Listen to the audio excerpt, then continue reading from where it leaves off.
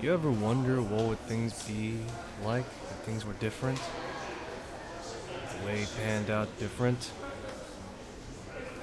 Well, at least with me playing the early Snoot game, I'd gotten 3 out of the 4 endings. I just got the ending 1 and ending 2. My first ending was ending 3. And now I'm angling for ending 4. So, let's just skip formalities and tell you how we got here. To say the least, things continue as normal. Fang insults you, insults Anon, and pretty much goes off from there. You build friendship, whether you rely on her or not, and when the time comes for her to spill her guts, well, listen. And soon after that, you just let things be with Reed and Trish when it comes to wire management. But now, well, now we're golden. Somewhere along the lines at least. So, let's see this golden era, shall we?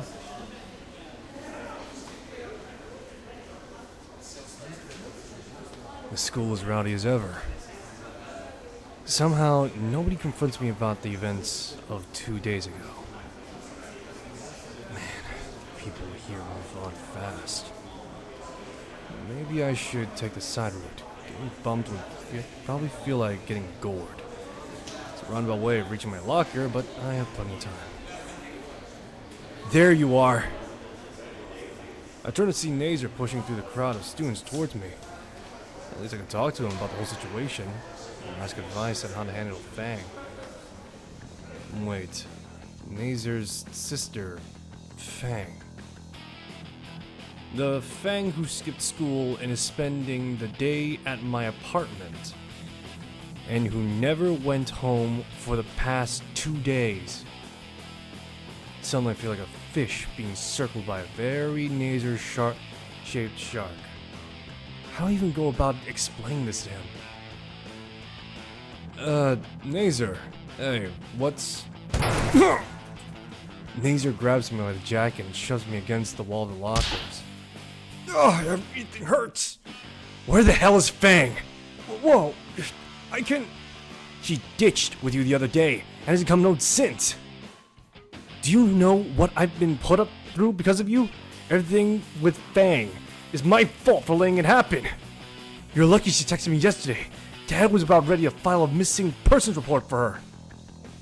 Look, Nazer, let me explain. You better. Before I drag your ass home and make you tell it to my dad instead. Terrifying prospect enough to make me pause.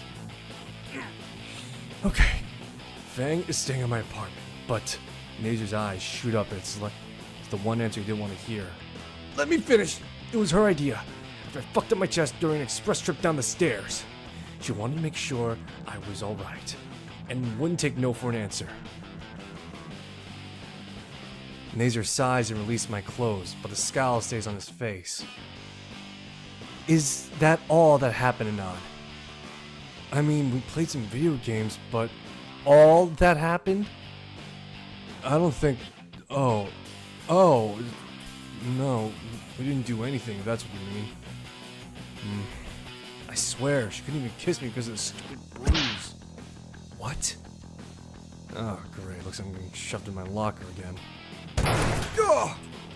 I hissed in pain as Nazer's fist pressed against the locker. Why would Fang kiss you? I know, I swear to Raptor Jesus, I told Fang I like her. Shit. I said that out loud. Nazer freezes and color drains from his face. Then he shoves me back into the locker as hard as he can. Fuck! A few students start turning their heads. Nazer is still frozen in place, staring at his outreached hands with a 1,000-yard stare. Hey, isn't that the track team leader? He's picking on the loser from the presentation, right? Hilarious. I can visibly see Nazir's thoughts processing as his face finally comprehends our current situation. No,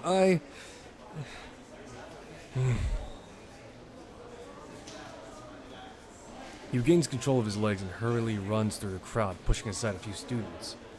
One or two classmates glance at me and then continue their way.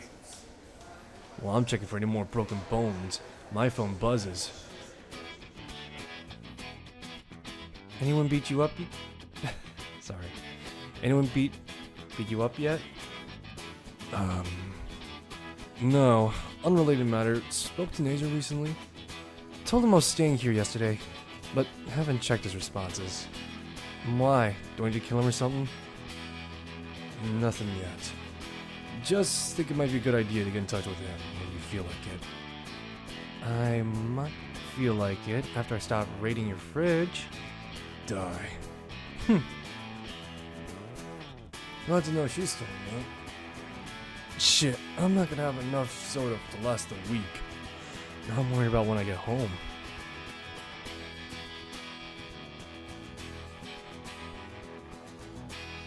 Today needs to end now. Backpack full of missing assignments, including Mr. Suki's essay on history of typefaces. Who the fuck cares about typefaces? Worst samurai teacher ever. My ribs are burning as I heave a sigh. At least I can go home now. With my heart, Petro GF is waiting. My hot Taro girlfriend who may or may not have a mental breakdown in my apartment. And I have no idea what to do with a fucking girlfriend. All those hours of dating sims have not adequately simulated dating in the least.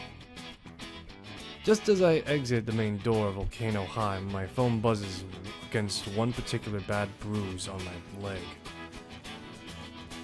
Fingers crossed it's Fang. We need to talk. Meet me in the auditorium.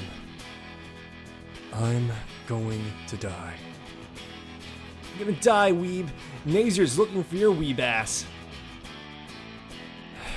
Best to get it over with. I meander my way to the school's auditorium. Some of the lights are off when I get there, but I can make out Nazir's outline among the front row seats. He doesn't turn to look at me when I enter or walk down the aisle.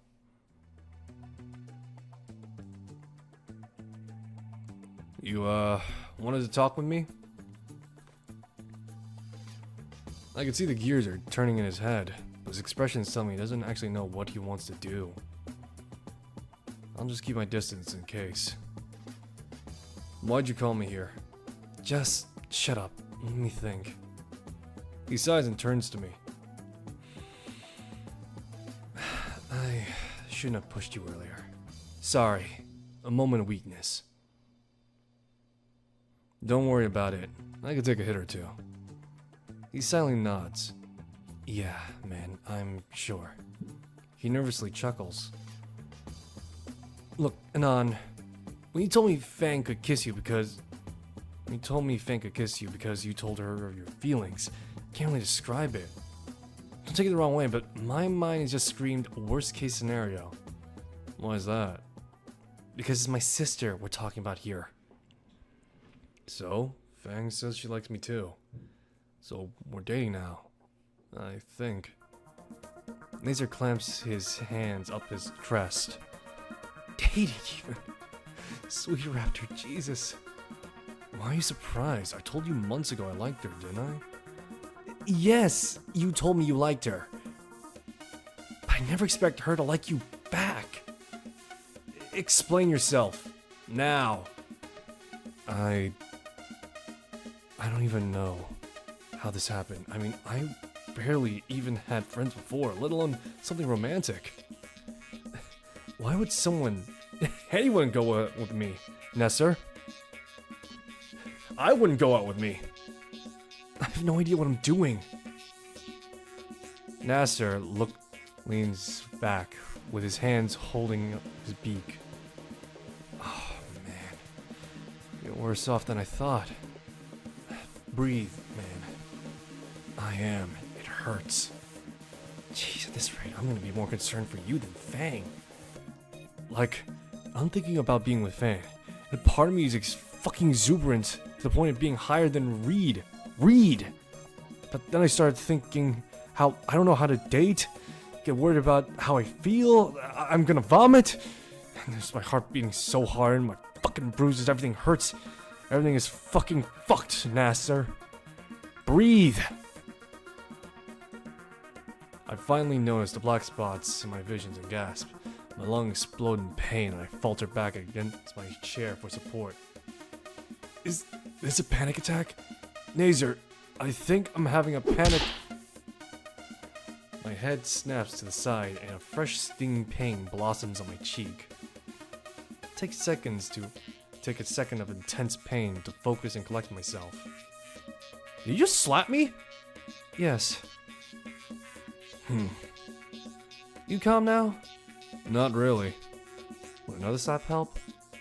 I'm calm. You've got it bad, Anon. Got what bad? You're in love with Fang. How is that bad? Fang, you both need help at this point. Now this was uncalled for. It's true. Last thing you need is to be romantically involved. What if that's exactly what we need? Just... let me get this straight. You've never had a girlfriend before. Yes. Ever. Yes, and why? Aside from being sad, that legitimately is not a good idea to go from what seems to be a poor combination. That a challenge? What? Are you even paying attention? I can be a great boyfriend. Just you watch. Oh my... You know what? You might be right. You might be the thing Fang needs is someone to support her. I clearly can't do anything, and neither our parents or anyone we know. But thinking back a few days ago, she did shield you from the crowd to get you out of the auditorium. I brush it off, but it's clear she cares for you. So you know what, Anon? I'll trust you. Do what? Nazer gets up from his seat, motioning me for me to follow. I'll help you to get to know Fang a bit better. In return, keep promise to be a great boyfriend to her. Yeah. Thank you, Nazer. Where are we going? You're gonna need supplies. I follow Nazer to the parking lot where he has his half-beaten car waiting. Listen up, because this is all I really know. Wait, should I be taking notes? First thing is you should get a giant bag of Dino Nuggies in your fridge with their name written on it with a Sharpie. Be warned, she counts them. You eat any of them, it's all over. I climb the passenger seat as Nazer revs up the NASCAR. You're really gonna get some barbecue sauce too. None of that bargain stuff. Fang likes top shelf dipping sauce. The car violently peels out of the parking lot. Nazer continues to rattle off a checklist of do's and don'ts for Fang, even as he takes me to various stores to stock up. If she ever says she isn't hungry, she's lying through her teeth. Most places know what you need if you say, my girlfriend isn't hungry. Next, either get a good supply of earplugs or say goodbye to your sense of hearing entirely. She can and will stay up till 2 a.m. listening to music on full blast. Maybe tells me more information about Fang that I probably should have known. Lastly, she'll rip your shirt at least once. Have spares ready. What? Oh yeah, this is my 5th jacket this semester. I see. Well, that confirms Nazer's just colorblind if he just keeps on getting these fuck ugly jackets. So, I've got your blessing. If you help my sister, Anon. Of course, I'll be the best boyfriend. You better. Because otherwise, it won't be me next time. What? Dad needs new caddy. He'll probably ask you, and then you'll go missing. Fuck. Now, tell me, where's your place so I can drop you off? Nazer hesitates when I give him my address. Skin Row? You know, I should have figured, but still. He speeds off in the direction of my apartment with all the grace of a semi-truck. Once we reach my neighborhood, his driving gets more erratic. Never stopping at stop signs, staying just above the speed limit. Paranoid much. Nazer finally stops in front of my building to let me out. Thanks for the ride, Nazer, and Fang stuff, too. Nazer gaze is fixing the building doors instead. So, we're going up to see Fang now, huh? You know, you can come up to talk to her with me if you want. No! I mean, get in the car alone in the neighborhood. What's gonna happen, right? Tops it off with a less than genuine laugh. Nazer, your car has more dents in it than anyone around here. And I need help carrying all this stuff. It's like 4 bags! You can carry it fine. All these crippling injuries. You slamming into lockers didn't help either. It's a miracle, right? Still able to breathe. Nazer rolls his eyes. Fine, I'll carry the crap up, but only for a moment. Don't want my car getting jacked. He gets all the bags from the back seat, and I lead him up the stairs to my place. Has Fang been doing alright here? Probably still a bit rattled. Wasn't the best mood this morning either. Probably a good idea not to get confrontational or anything, yeah? Nazer nods as I unlock the door. I held the door open for Nazer. He hesitates to enter, so I look in to see Fang sat on my bed, mashing away at the Duke furiously. Nazer? Don't freak out. He's just here to... Wait. Why are you playing Rock Band with a controller? You mean I was doing it wrong? And my account was locked. How'd you even get that started? Dude, your password was Ray-Ban. Who cares about that? Why is he here? Nazer waves dismissively. Well, Ron, you're welcome to the ride. I'll just be going now. Wait, Nazer. He freezes halfway out the door. How much do you know? No. About me and Anon? Anon filled me in earlier. You what? Fang, don't worry, he's cool. You weren't planning on telling Dad I'm here, were you? No, I wasn't. I'm serious, you can't tell him! He'll kill Anon! No, really, I wasn't going to tell.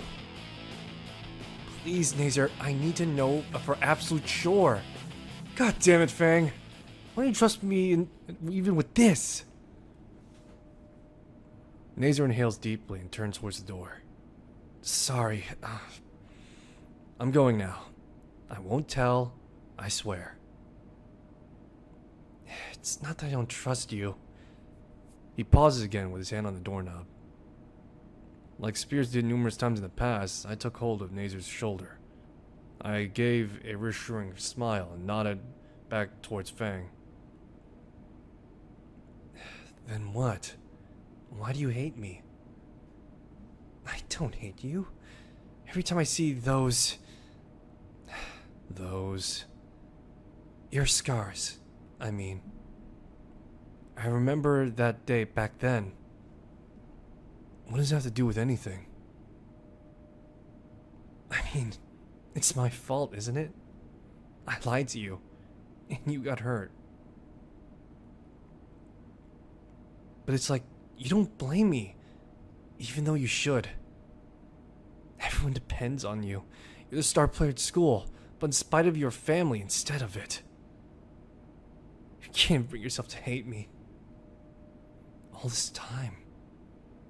That's what this has been about? Fang wipes away a tear with her wings and nod. Nazer brushes my hand off his shoulder and turns around. I don't hate you because I don't blame you for anything, Fang. Back then we were only kids. I was 11, 12. I was always thinking I get something wrong because of how you act differently since then. I thought you hated me. I mean, look at the shit I've ruined for you. Band practice, shows, parties, Hell, dates even. All I ever did was ruin things for you. And when I did, I'd always get told off by Trish. A part of me wants to groan at the mention of her name. Oh, I think I did, since both Nazer and Fang are looking at me. Way to ruin the moment, Nan. Real smooth, man. Real smooth. Come on, you two are finally making progress. Remind me why we're dating again? Hey, he's your boyfriend. Cut him some slack. What's that supposed to mean? Siblings chuckle lightly at my expense. Things I do for people. Once the laughter ends, Fang looks at Nazer. Look, Nazer, for all of Anand's faults, I do like him. Which is why I'd rather Dad not arrest him and kill him. I know I've been a good sibling, but I'm begging you here. I told you before, I won't. Just to be sure to come home later tonight. Fang hisses and looks away. You are coming home tonight, right? Well... What? I need to stay and look after my idiot boyfriend. I don't need... Fang withdrew her fingers from my bruise on my chest. Again with the test! What am I supposed to tell Dad then? Hell, what have you been telling him? I'm staying at Naomi's place for a group project. Well, I can't say I'm staying at Trish's or Reed's. But Naomi? If I told Dad I was staying at Anand's place in Skins Row, what do you think would happen? Okay, fair point. Are you actually okay staying here, though? Fang shrugs and looks away. It's not bad, just boring while I'm alone. There's not much here to eat. Well, let's fix that last part then. I get a questioning look from Fang until I pull out one of the grocery bags from Nazer. Her eyes instantly lock with a hefty bag of dinosaur-shaped chicken nuggets I take out. You gonna stay for dinner, Nazer? I want to, but... The loud blaring car alarm as Nazer dropped the rest of the bags on the floor and rushed out. Shit, NASCAR! Huh, because he wasn't wrong with the carjacking thing. Turn back at Fang, who's currently writing her name on the bag of tenders. Mine. Fang, you can't hog. Did you just hiss at me? Mine. We just ended up watching Top Spear until midnight, until Fang hogged all her bags of nuggets.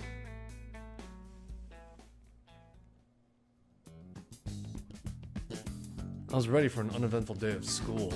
In fact, I'd be extremely happy if it was here. If it was. The entire week has been the most dramatic in my life. Even the walk to school was dramatic, with Fang escorting me as if she was a secret service. In English, I'm still trying to catch up with the rest of the class. In any other class, I'd been caught up, but Mr. Suki's an absolute slave driver. My phone buzzes and I try to tell myself it's not worth being distracted. Next question is on Serv's history. However, and I decide it's not worth it. Please tell me your morning's going better than mine. Could be better. Why? I didn't even think of Trish. She hasn't seen me in 2 days and she's trying to bother me with band stuff. She's really not taking a break well. Oh, you serious about quitting music and all that? What? Why would I quit music? Just taking off from the band for a while. I think Trish is getting the memo now. Apparently cold shoulder works wonders on her. You think that'll work for long? No. We'll have to make distance at lunch. Let's eat on the roof or something. Good idea. She doesn't respond further, so I turn my attention to the assignment. Surf font can be broadly classified into subgroup old style, transitional, diodane, slab surf, and in order for... No. Can't write the review of the big post-paleo RPG here. I passed the assignment. After a torturous science period where Fang poked my bruises whenever she got bored, lunch came around. Fang and I got plates of country fried steak and headed towards the stairs, clattering about possibly seeing a movie this weekend. Seemed like a Kong Fang. Did they just said that? Maybe. But come on, I don't think it'd be a great movie. Before I could retort, I hear footsteps rushing in from behind. Fang! I thought we'd be hanging out in the auditorium, you know, like usual. Fang doesn't even bat an eye, continues up the steps.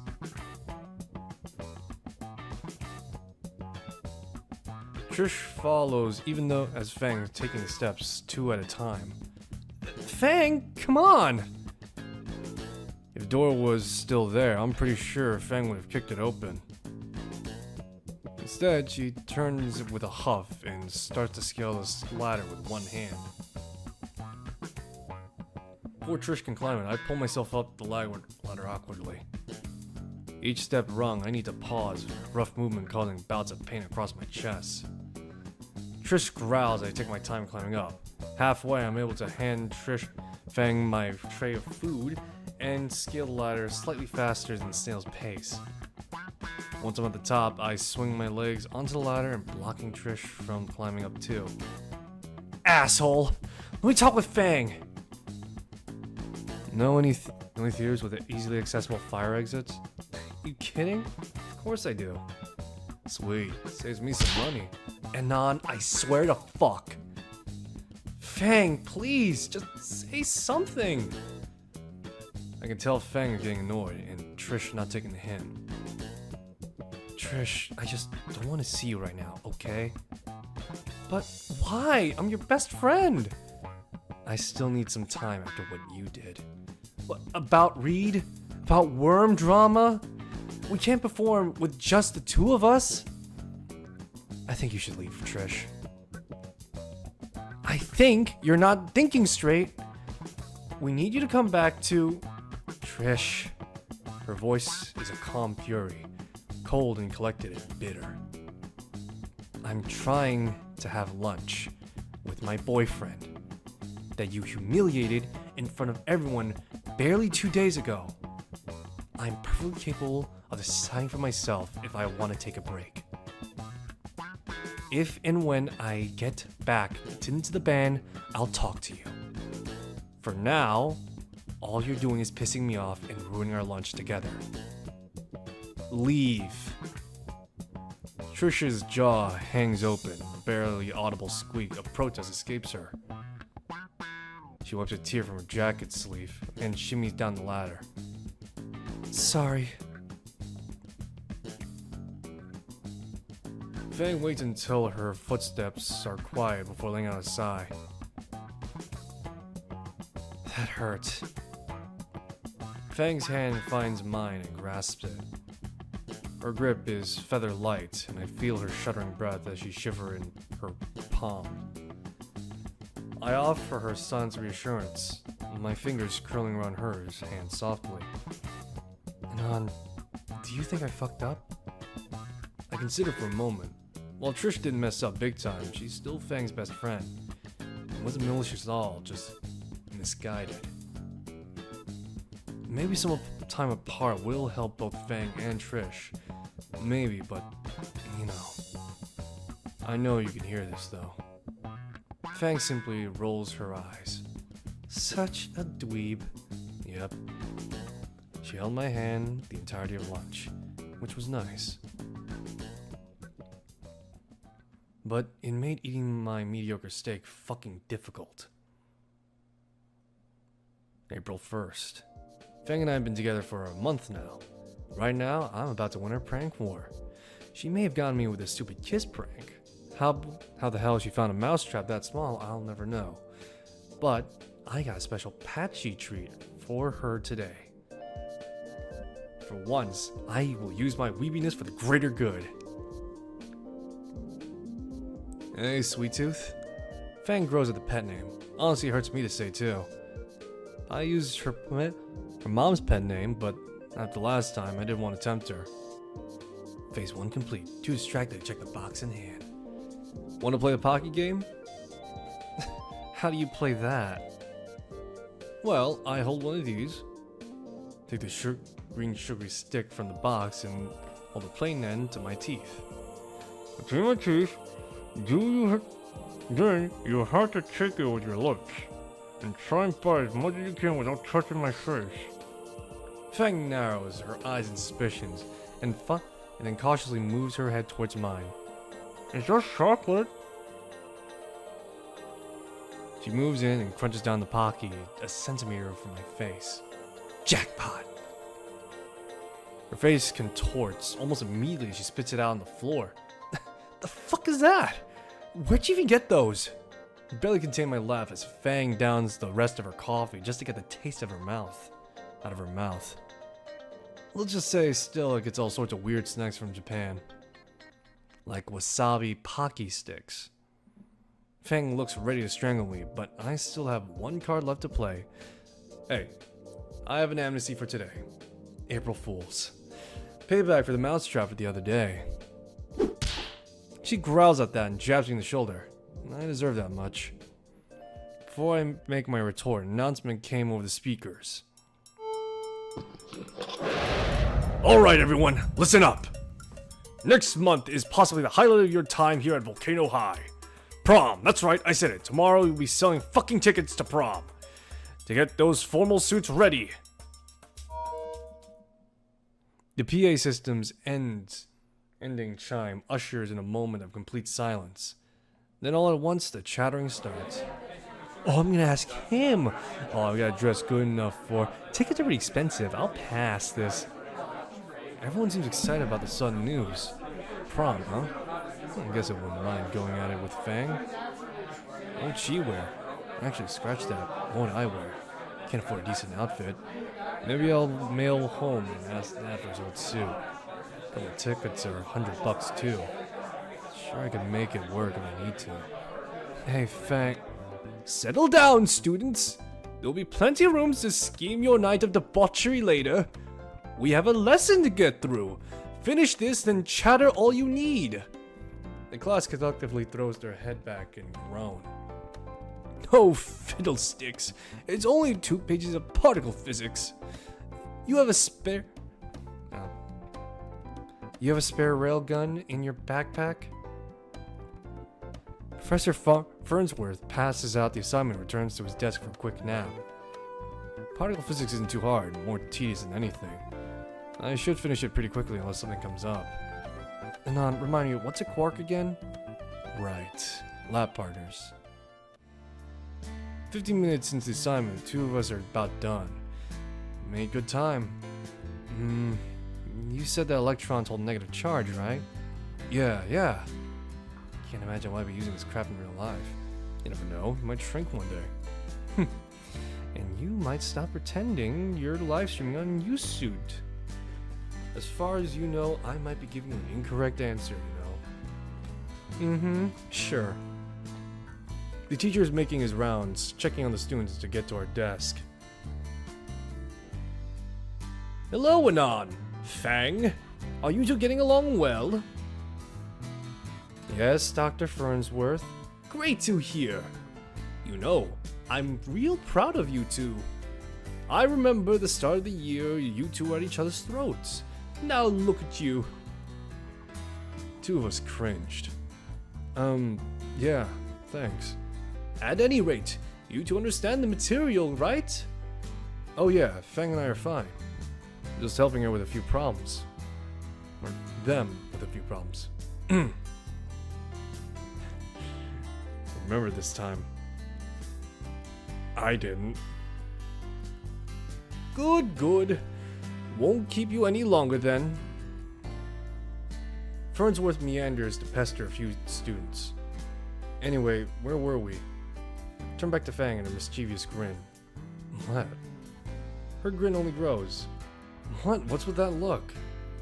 Her head shakes. She shakes her head and covers her mouth. Oh, did I say something funny? on, you ignorant. Know something about me? Anything at all? You have feathers on your elbows, anyway? God. No, I'm not actually Ebby Anon. What? Oh, she. Oh. Still, why do you have feathers on your elbow? Fang rolls her eyes and digs her feather elbows to my side. Alright, I get it. Joking. Shame your jokes suck. We chuckled together. So, I could say you're my girlfriend now. Fang blushes a little. You always could, dummy. The blush became contagious. I find myself looking back at the worksheet. Girlfriend. Suddenly I'm feeling squeamish all over again. I mean, we were on dates before, but she never said anything straight out. Said, my girlfriend. Now I'm on the spot. It makes sense I ask her to prom, right? Why am I getting so worked up all of a sudden? It's ridiculous. I'm just gonna ask. Hey, Fang, let's go to prom together, right? No, we're going to prom together, right? Oh, yeah, totally. I was gonna ask if you wanted to go at all. Of course I do, but do you want to go? I mean, only with you? Yes or no, dork? Yes. That wasn't so hard, was it? Like plucking feathers. She playfully elbows me again. I think I get the feather on the elbow thing now, just because those things dig in. Do you have something to wear? I'm just gonna ask my dad for his old clothes. You sure? I can ask Nazer for his old things. Tail and wing? Ah, right. What about you? You actually gonna wear a dress? Got this sick looking dress shirt. Nah, shirts suck. Wings again? Wings again. At least I wear a backless dress. I cut my chin and try and picture the dress. Heat creeping up my face tells Fangs what exactly I'm thinking. I grin not approvingly. And earn a third elbow on my side. Wait, hold on. Do you still go by Fang at least? Why wouldn't I? Cool. Just checking. Taking it one step at a time, you know? There's only about 10 minutes left on class. I'm gonna have enough time to finish the assignment? Shit. Yeah, right. I forgot. I flip over the page and reveal the second half of the assignment. It's gonna be close though. Fang scoots closer to me. No time to waste then, yeah? Splitting the questions between us, Fang and I are able to finish the assignment seconds before the bell. Somehow. We walk through the hall together, at least until we have to split to our separate classes. Hey, you did the word search bit this time, right? I thought you said you were terrible at those. You believed me up to this point. I feel used. That's because I used you. I'll get you for... Ah, Fang! There you are. A moment, please. We turn to see Principal Spears trailing behind us. Yes? Fang, I've been planning to ask about you during your next class, but since I found you here, I'm embarrassed to say we're missing one event slot during program, scheduling error. And your teacher, Mr. Jingo, recommended you for your musical talents. I'm not sure asking you to make your decision right now, but if you consider helping by performing a musical number or two, that would help monumentally. Oh, Fang's gonna play for the school. If Fang agrees to. Well, sure. Yeah, I'd love to do some songs for prom. Fantastic news. When you can, please swing by the office. Thank you, Principal Spears. I'll come after school today. Spears nods and heads off. Shit. Now I really need to get a good dress. I thought you had one. A party dress isn't a performance dress. It's like, you know what I mean. I guess. You don't seem much excited as last time, yeah? You got to play someone to play. I know. I mean, last time I had a whole band to play with. You sure you'll be alright playing solo? Probably. I'll need to practice a lot more. You'll help me, right? Of course, so long as you don't need me up on stage with you. I'm trying to keep the crowd from throwing things this time, actually. Bite me. Speaking of, I'll see you at lunch, right? Yeah, of course. Fang pecks me on the cheek and starts down the hall to her next class. I feel my lips spread into a grin. It's weird to think, but I'm actually excited for prom. Man, I hope Dad's suit actually is a bit cleaner. Don't want to disappoint. Every day after school for the next few weeks, I would join Fang to help her practice. Some days we would go to her place, and others her father was home early. Those days, Fang would ask politely Nacer to drop her off at my place. The bribe to keep her from Dad stopping being necessary after the third time. Practice sessions themselves were long and arduous. Sessions would go on until either her dad kicks me out or sundown. Fang would play for hours on end, occasionally stopping to let me try and take a break. Despite my warnings, she'd play until her fingertips were red and raw. I decided it's time for a real break, once I ran out of band-aids. My great idea was to take out the map of the cities I'd had since I moved in, and throw a dart and see where it'd end up for its day. A lot of meet areas in the city for dates, the malls, the arcade, and local amusement park. And dart landed in the ocean over the dock. The look from Fang told me she wasn't stepping anywhere near a tuna boat. The aquarium it was. So here we are, inside after paying admission. I suggest she wear some gloves to protect her hands. I don't think she understood the second part because they were fingerless. The aquarium is a large marble building on the marina. The various exhibits sprawl out to make a place turtle-shaped from a bird-eye view. Nice place, but I still need to make this entertaining for Fang. She already looks bored. Looking through the map kiosk, I try and make a mental plan for the trip.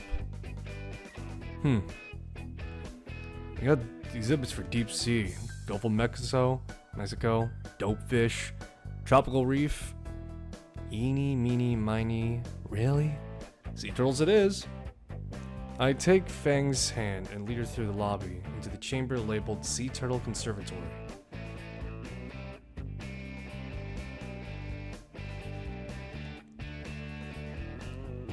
Anon, are you sure you want me spending the day here? I want to go to the mall or something. Oh my god. A little sea turtle swims up out of hiding in the tank right in front of us. Immediately, Fang breaks free of my arm and presses against the glass. Oh, look at these cute little shits. I love them! Yeah, I see them. Peering into the tank, a few more hatchlings bob out of the decorative grass. That became contagious. I found myself pressed against the glass as well. Please avoid touching the glass. It stresses little guys out. Sorry. Come on, Fang. There's much more stuff to see. No! There's more here than just baby turtles, you know. Doesn't matter. Just have to stay here all day then? Yep. What do you do for lunch? Bring something from the cafe. Alright. Here I am, going without you. Oh look, a Dumbo octopus. Where is it?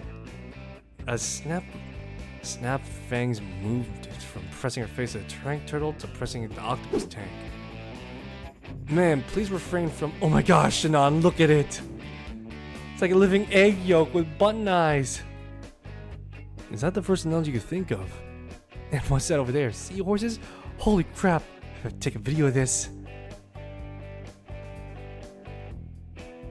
I shrug apologetically at the attending, who just gave up entirely. But watching Fang zoom between exhibiting and gushing over oddly cute sea animals is just too much. Suddenly, my phone finds its way out of its jacket pocket, already set to record. She'll probably kill me if she found out. But it'd be a good death. Wait, where'd she go?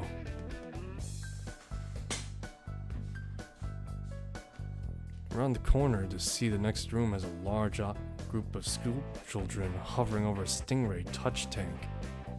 That is, a large group of school children and Fang towering above the rest. He does have the act down though. Oh, cool, stingray pod. Plan touching one? Touch? Yeah, you can put your hand in there and it'll slide against it. Watch. Roll up my jacket sleeve and push my hand into the water, spilling it out. Fang and the children lean in intently. The water is cold, but sure enough, the few playful things make their round and slide right against the cat begging for scratches. See? Several in the crowd start jumping with excitement and put their own bare hands to the water to try for themselves. Fang doesn't seem completely convinced though. Are you sure they'll be alright to be touched like that? Aren't those dangerous? I mean, it's a bit slimy, but there's a bit of hand sanitizer on the wall over there. That isn't what I meant. Come on, I'm sure they won't bite. Fang's reluctant to grab my dry arm and I lead her to a spot not occupied by ankle biters. Put my hand back and motion Fang to do the same. She hesitates with her hand raised above the water, then plunges her hand next to mine. It doesn't take long for a few rays to make the corner and brush against our hands. Beep. You alright? Yeah, no, it's just... You're right about them being slimy. Well, I've yet to hear about a dry fish. Shut up. A few more rounds of rays, Fang decides she's had enough. See, that wasn't terrible, right? Actually, you got all your fingers, right? I don't know. Wanna check? She cheekily raises the middle finger, confirming her hand integrity. So, which episode are we checking next? Looking at the aquarium pamphlet to see what we have been. Well, if we go outside, there's a dolphin pool. Loops back to the deep sea exhibit. With Fang in agreement, I lead her towards the exit, mark a large dolphin sign.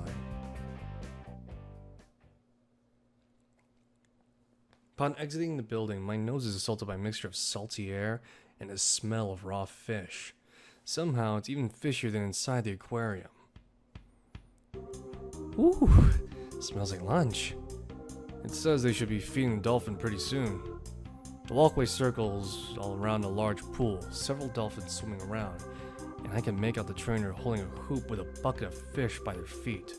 One dolphin jumps straight through the hoop and is rewarded with a fish caught in the air. Would you like to jump through a hula hoop for me if I had treats? I noticed the trainer had traded the hoop for a large brush and is getting one of the dolphins ready to open its mouth. The trainer started brushing the dolphin's teeth and showing off the rows of neatly spaced cones. I make a show of craning my neck down to give Fang a few of Fang's teeth from below. She raises an eyebrow for a second, then realizes. The elbow jabs my shoulder, and the other hand covers her snout. So that's how you brush your teeth. I don't need someone to bribe me, at least. Well, if you ever need help, I'm sure I can get them to lend me one of those brushes. And that jab is in the rib this time.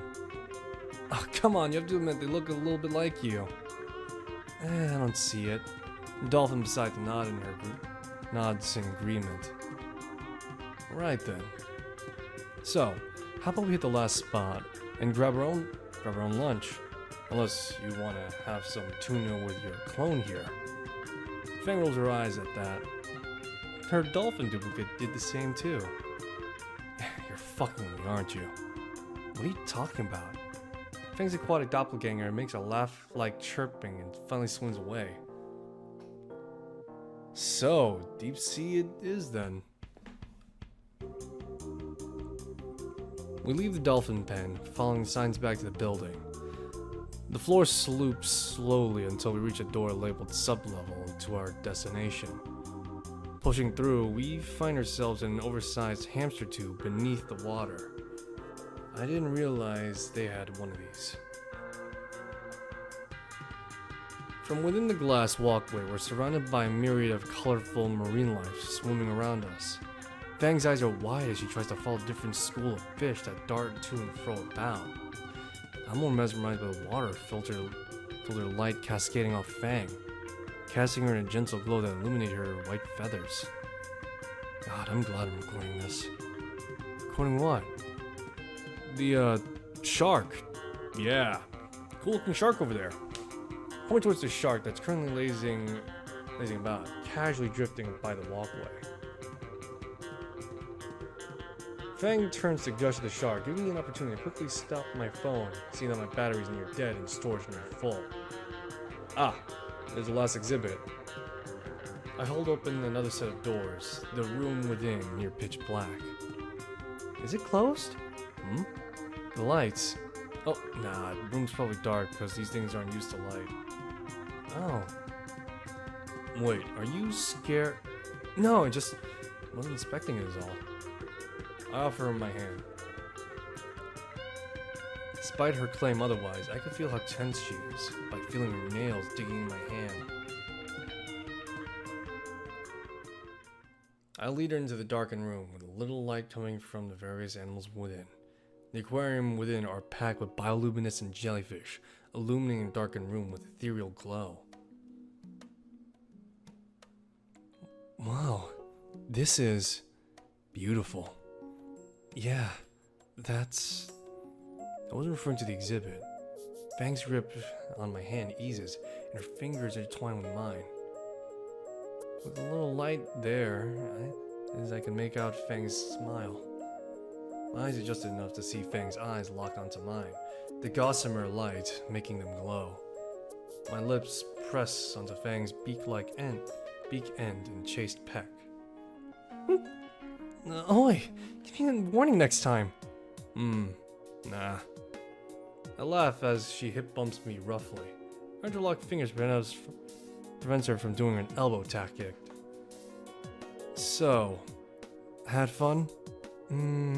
Maybe? I'll say yes if you delete that recording. Oh, but you were so cute. Shut up. I'm sexy, damn it, not cute. Why not both? She glowers. Feel rested? A bit. I'll feel even more rested after some lunch, though. Sounds like a plan. The rest of the day was spent relaxing at the pier, snacking the boardwalk, bad sunburn on my neck, and a very relaxed girlfriend. Overall, mission successful. Except the sunburn. Oof.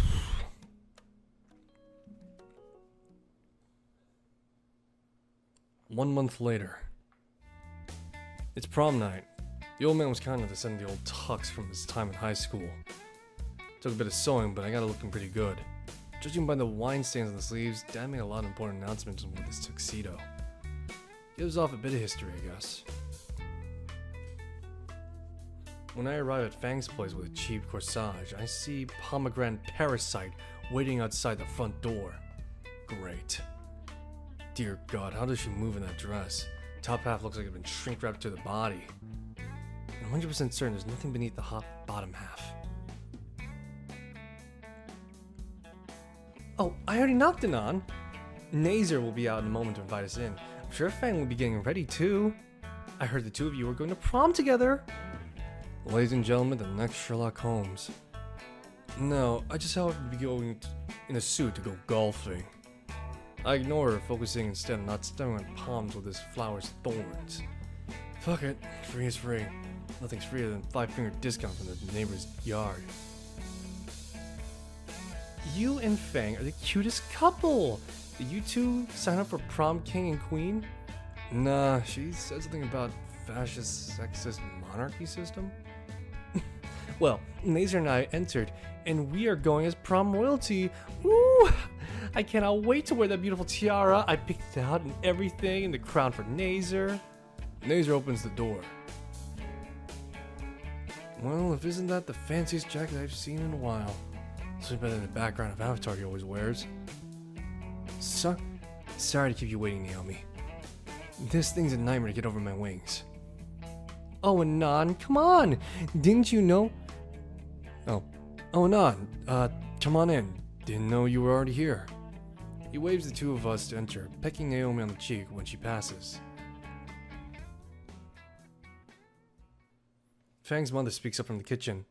Oh, is that none? Here we go.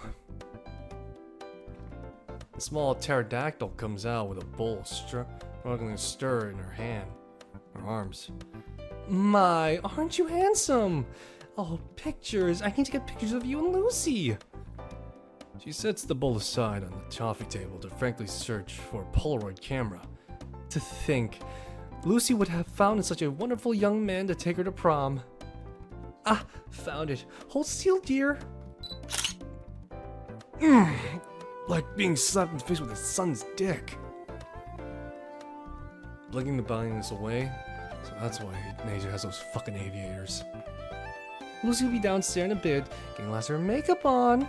In the meantime, go take a seat. I got some cookies in the ovens that are almost ready.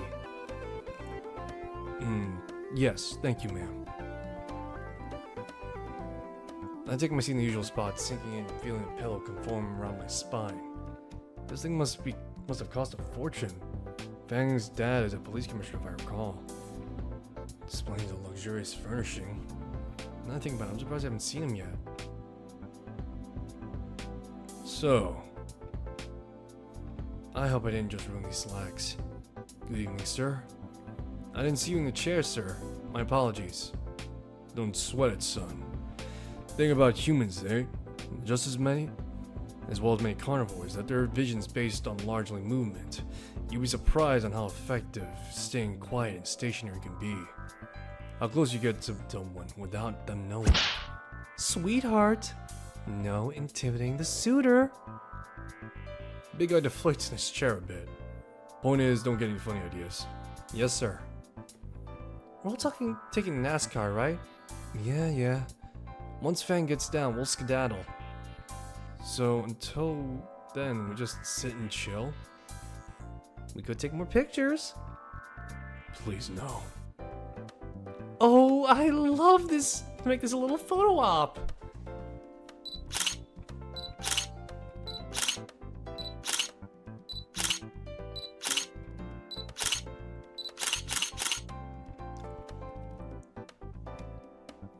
"30 photos later, and I never want to see a camera again. Fang's mom decides to make every picture combination of us. We don't know which is worse, having to pose with Naomi or Fang's dad digging murder claws in my shoulder. Damn near lost all feeling in that arm. Pretty sure the bruise is worse than an accelerated hug from the stair bollard last month. At least I have pics with Nasser, that's a nice purview. We ended up looking like Blue Brothers, standing side by side in the fuck ugly suits. I was just about to resign myself to premature blindness from the cameras until my savior arrives. Oh, Anon, you're already here. Anon leans over the railing from the staircase. Nice suit. Did you get it from the Snoot store? Oh my. Holy shit, she can rock a dress. Shit. Dad, stop scaring Anon. I'll scare who I want in my home. Fang's mom saves me from the monumentous pterodactyl by his head crest. Now, dear. Anon is a lovely guest. Come on down and pose for the pictures with everyone, Lucy. Actually, stay up there so we can all rest. Har. Best to get this over with. That's alright. Everyone group together. This one's on the Christmas postcards for sure. Kill me. Later.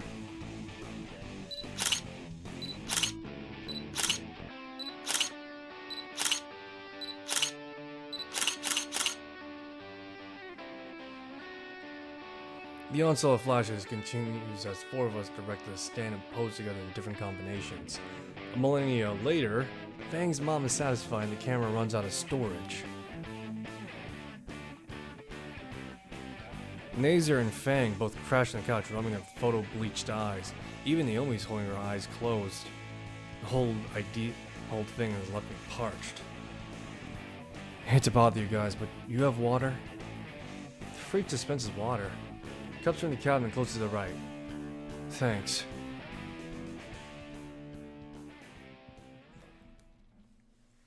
While pouring my glass of water, Naomi walks in after me. Oh, you need a cup too? I'll grab you one. No, thank you. Actually, Anon, can I speak with you for a moment? Oh boy. Go ahead. I'm very happy for you and Fang are now together, but I'll take a slow, long sip. What? But, I mean, look at her. School year's almost over. She's barely changed from being that weird punk goth type. Refreshing.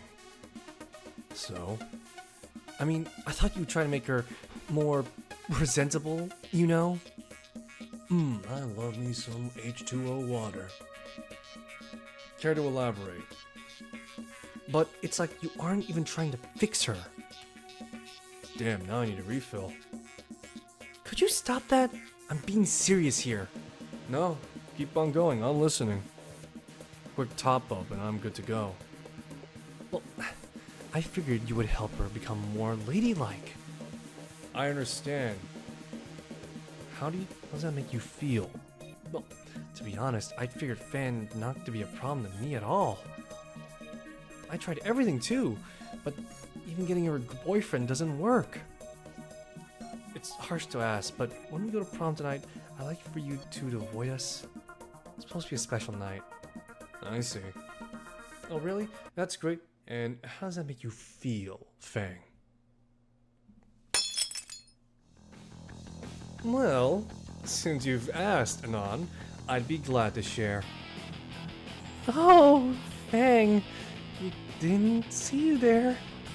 You'd be surprised how effective and stationary it can be. How close you get to someone without them knowing that you're even there. I see. Very impressive. Why do you look surprised? Isn't me being invisible exactly what you want? Well, no, I was only planning... Oh, right! Your plan! I've known for months you've been up to something retarded, but not what. I totally get this. It's exactly something you would have come up with. Down to the crashing and burning. I mean, really. How could you mess this up?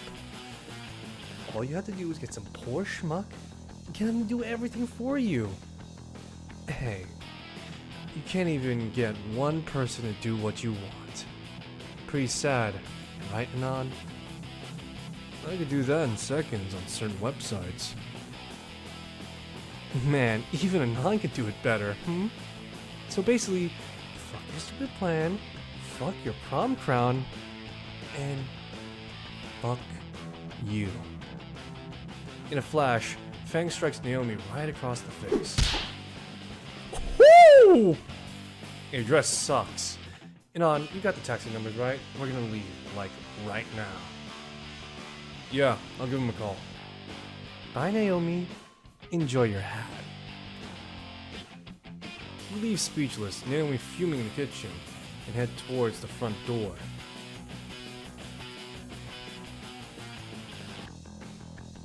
And are promptly intercepted by Fang's mother still holding her camera. Guess she found another card for it. Oh, you two look so darling together! We need more photos. I think we're gonna be late if we take any more pictures. Yeah, Mom, we need to leave early so I can get everything all set up. To avoid being anywhere near Naomi. To my surprise, she seemingly relents to Fang this time. Oh, fine. You'll be happy.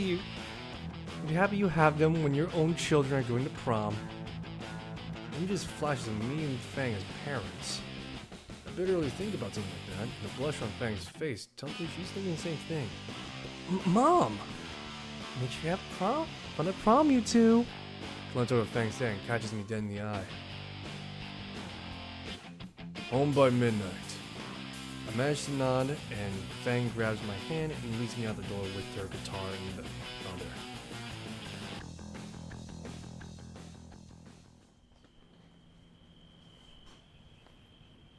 Let me call the taxi. I dialed the number for the taxi service. City taxi service. Yeah, come by the bus stop at... Got it. Did he just hang up on you? Don't know, maybe. Taxi skid around the corner, barreling towards the bus stop. In the last 10 feet, it slows to a graceful stop in front of us. The windows roll down, and the same Velociraptor driver from before. Of course it is. Yep, still got it. How'd you get here so fast? Was in the neighborhood. The driver turns his head and looks over at us. Hey, it's my favorite couple again. How's the leg, skinny? The driver chuckles at his own remark. I briefly considered calling a different cab, but decided to give him the benefit of doubt. It's fine. Thanks for asking. This guy must be a stakeout wherever we go. Aren't any other taxi drivers in town? I opened the door for Fang. We climbed in the back, fitting guitar behind the driver's seat. So, where are you two lovebirds heading all dressed snazzy like that? Volcano High, prom night. The driver gives a whistle in response. Prom, hmm? Sounds like one romantic night. With that, he speeds off, leaving Fang's house at a shrieking spot in the rearview mirror. The drive back to school is rather calm, despite the driver going through 30 miles over the speed limit the whole time. In the rearview mirror, the driver makes eye contact with me. The bottom of his eyes curl and knows exactly what he's thinking. Hand darts towards the radio knob. Don't. The way I dance with you! Fang's heel digs in the back of the driver's seat, making him yelp. Sheesh, no wonder they call them stilettos. Eric kills the radio and smug grin of victory spreads over Fang's face. Eventually, the cab pulls over to the school gymnasium, illuminated by celebratory decorations and string lights. Reaching for my wallet to pay the toll, the driver gives me a wave. You know what? On the house this time, kids. Have fun, you two. We climb out of the back of the cab, and the driver gives me a wink before the taxi screeches away in a cloud of carbon monoxide. I offer to carry Fang's guitar from here, which he gladly accepts. The students strung up various string lights along the overgrowths of the vine around the school. A rather impressive mural of King Rex is sprayed onto the wall outside the ticket booth. You can tell how recent it was by the smoke leaking out the eyes and mouth. I'm thinking about getting a picture with Fang by it, but I have developed a serious case of photophobia. The line to get in isn't too long, and only takes a few minutes to get inside.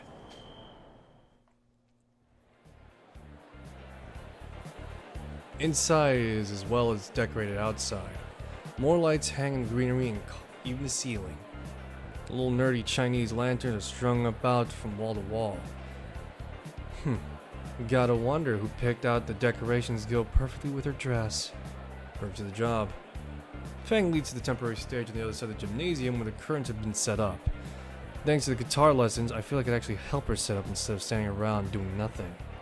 We slip behind the curtains and come face to face with King Rex, smoke billowing out of his mouth. Sup? Reed must be helping Spears with the sound system. Oh, good. Reed's here. We get everything set up like you usually do. You got it, amigo. With a mock salute, Reed takes the guitar case from my hand and proudly disappears behind the speakers. Only to return moments later with the guitar, and now Cable trailing behind him. Damn, he works fast. Yeah, he doesn't, does he? There's a reason he handles all this sort of stuff. The mumbling. Reed dusts off his hands and lets out a sigh, releasing another mushroom cloud of smoke from his costume. Man, haven't talked to you guys in ages, you know? Not since the whole projector thing. You know, I sit 2 seats away from you in math. Why don't you talk with me then? Bro, I'd like to, but then don't want to leave Trish alone. She's like super beating herself up over it. Don't want to isolate her even more, you know?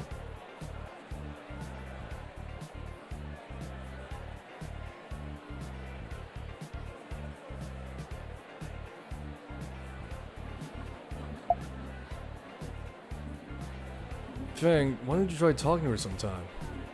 I've been meaning to, but it's sort of awkward, you know? I'll try talking to her as soon as possible. I promise. Trish is here, somewhere. She brought a ticket. Did she even have a date? Took advantage of my +1 deal with the DJing tonight, dude. Don't think she wanted to dance with King Rex, though. Reed's shoulders slump a bit inside the costume. I could imagine. think everything's set up now. You now enjoy yourselves for the next 90 minutes. You guys going out? Yeah. See you later, Reed.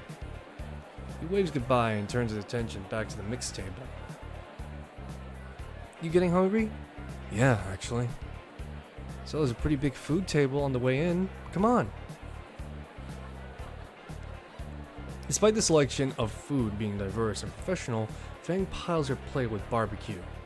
I myself, on the other hand, have a bit of this, that, bits of sushi, various meats, and tiny party sandwiches. Things that you don't recognize but look tasty enough.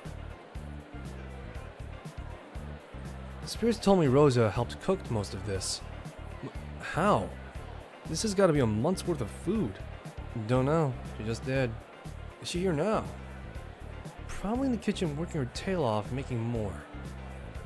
We sit against the back of the wall to wolf down our servings, and Fang makes me go back to get her seconds. Eventually decides the black hole in her esophagus is satisfied. Man, will these tickets worth every penny or what? I'm not sure what those things were filled with melted cheese were. They were great. Let's see what other crap there is to do here. How much time we got? Spirits told me I should head back when the slow dance starts. Probably another hour or so? Speaking of... You know what? Speaking of dances, we should up the floor while they're still playing the good stuff. You know what? Speaking of dances, we should head up the floor while they're still playing good stuff. What? Don't like slow dances? What I like are more bone in my feet. Wow. Fan takes my hand and leads me into the crowd of dancing teenagers. Reed actually has got a good selection of music going. Instead of whatever garbage was in the weekly top 40 list, he's playing real music. Fang's already lost the music, grooving with the other students. Now's a good time to mention I can't dance at any capacity, and not just slow dancing. Can't stand there like a spurg, think of something fast. Stop being a dweeb, Anon. When in doubt, improvise. I bob my knees in fast rhythm of the music. My hands mimic reloading animation in various first persons I've actually played. For good measure, spiced it up with a couple of dragon moves from fighting cabinets. Fang seems to like join in and tries to make a few of my moves. Raises an eyebrow and her smile curls a bit more. Wait, Anon, are you? Not sure what you were expecting. Yeah, no, it's great. Keep doing it. Holy shit, you're weird. At least I'm not flossing like the fact. like the cigarette butts over there. Reed waits through the crowd and grabs Fang by the shoulder from behind. What the? Reed, why aren't you on stage? Autoplay. Don't worry about it. Something's coming up. We're gonna need you a bit early. Fang hesitates. Damn it. Sorry, Anon. I don't mean to leave you like this. Things happen. Go ahead and fix whatever Reed tripped over. Self-voicing disabled. How did you... Never mind. Come on, there's no time. Good luck, Fang. Fang gives me a brief hug before following Reed to the crowd, leaving me alone amongst the sea of sweaty teenagers.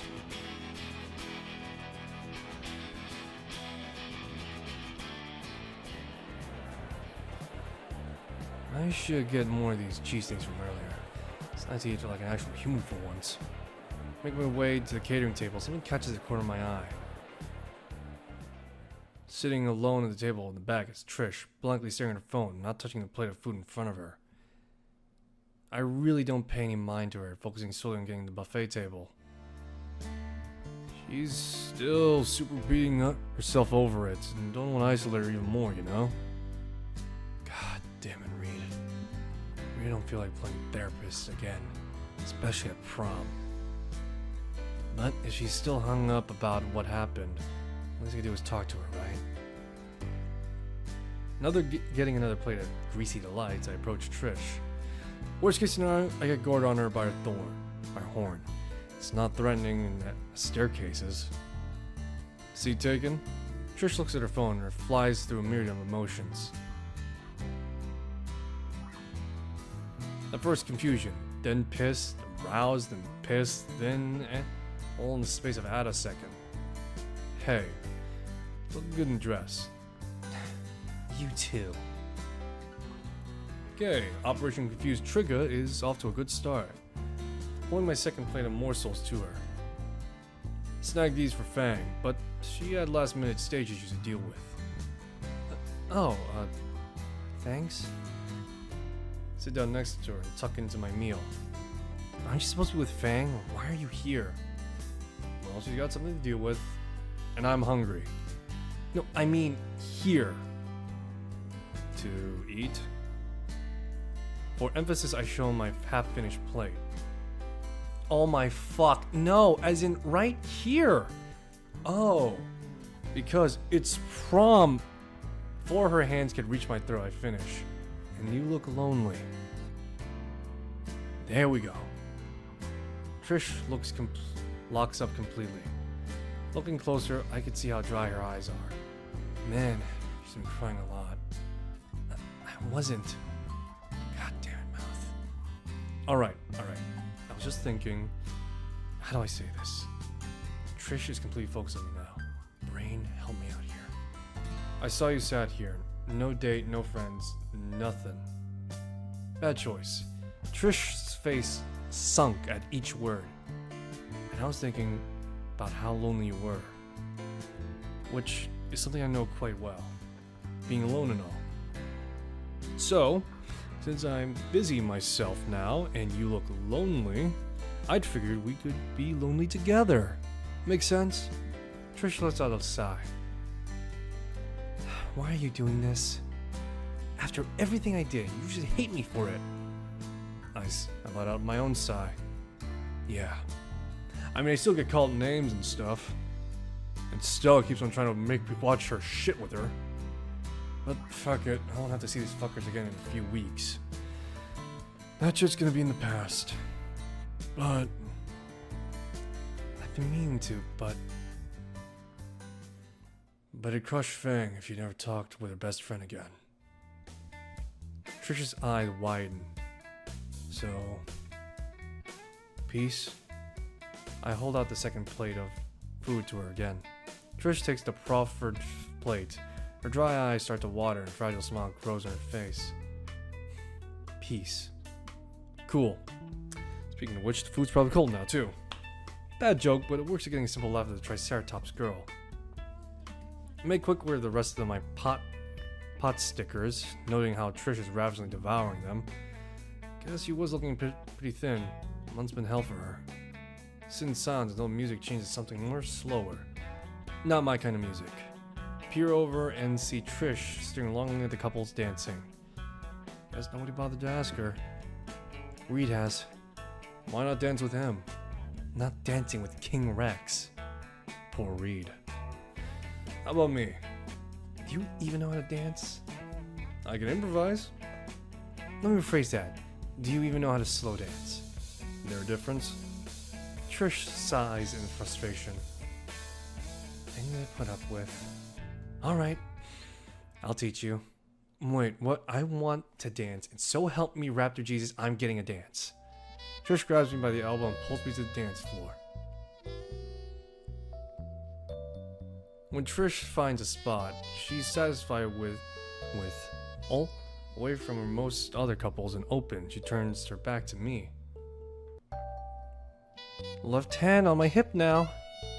Wow, she's short as hell. I just need to reach my hand to plant it on her hip. Okay, next. Trish's left hand takes my right, and her right placed on my left bicep since she doesn't want to stand on her toes or mine. Now just step to your left. My foot moves left. Next to your right. Next step, and that's it. Wow, dancing is simple. Slowly, I find myself getting in the rhythm of dance. Occasionally, Trish would give instructions on a new step or move. One song and dance grew into 3 or 4, and I lost track. But as we ease into the next song, I realized Trish is smiling at least. Trish's face grows bright red. What was that? I think I was hungrier than I thought. Head back to the food table? Yeah, sorry. For what? Come on. I lead Trish out to the crowd and back, in the general direction of the buffet. Thanks for teaching me to dance. I'm coming for you if Fang's got a broken toe. Noted. You go ahead. I'll be waiting at the bench we were at before. Fisher to the table of food. Oh, sure. Give me a bit. She heads off, and I sit in the same spot in the bleachers as before. Well then, gotta kill some time. Time to shit Trish, warn me you're gonna jump into the chair. My bad. Oh, Flint. Hello, Principal Spears. Is Fang doing alright? Yes, she's getting everything ready. I wanted to give a word with you. A minute? Sure. When you first got here, I noticed you were a bit egotistical side, if I may say so. You've become a fine young man. You were muddy in the situation, and were able to get out of it as much. You're gonna go places, son. I see. Thanks. Principal Spears leans over and gives me a gargantuan hand on the shoulder. I'm really proud of you. He pats me on the shoulder, pats my shoulder out of its socket and gets up. I won't keep you any longer. I have business on my own to attend to in a moment. Give Naomi and Nazer their crowns? It's a bit obvious, but I won't ruin their moments. He's seeing you. Later, Principal Spears. He marches away, ready to give the announcement. Check my phone to make a post. Hey, Fogets. Guess who's at the prom? Ladder Vergens. Pick relating my date. Attach a photo I took of Stella earlier with her date when I was in the restroom. How did she end up with a football captain anyway? Whatever. 3, 2, 1. Refreshing. 40 replies and revenge for that soda can. Alright, sorry, I'm back. Trish slides into the chair Spears had left. Did someone bend this? Spears. Oh. She puts her plate down. A veritable bake sale. Hey, you can have dessert for dinner. Piss off. The music fades until all there's left is chatter. Spear takes the stage and mic in hand for once. Alright everyone, before we end tonight's prom, a couple of items to take care of. First thing is, Principal pulls a tiny sheath envelope from his lapel and holds it up to the audience to gawk at. To announce prom king and queen. Well, this is a foregone conclusion. A few students are already congratulating Nacer as he led by the arm by his handler. Drum roll, please. Reed steps on to the stage with a small block on his arm. He smiles and nods, and pressing one of the myriad of buttons on the block. A mediocre recording of a drum line plays over the speakers as Spears clears his throat and tears open the envelope. Your winners for 1 Mil 2020 class are Nazer and Naomi. Toss the paper over his shoulder and yanks the crowns out of his pocket jacket. Spears backs out of the spotlight, giving a polite applause to the pair as they rush on stage to accept. The rest of the class is in celebratory uproar. Spears offers the crown to Naomi, who puts on the larger one on Nazer's crest to droop off and then don the tiara. The whole moment is picturesque as Naomi wanted. Thank you so much, Volcano High! It's such an honor to receive. I don't have a speech prepared, but in just one short year we... Alright, so let's stay on schedule. Promise your parents we won't be here by 10. To close this wonderful night off, I've asked a student to play one final song for us. Now, she has played before with mixed results, but please give her a second chance. Finishing us up, please welcome Fang. Spears pulls the microphone up and gives a welcoming applause to the cheap curtain drawn open. Fang is standing on stage, front and center, guitar in hand. Wait, who?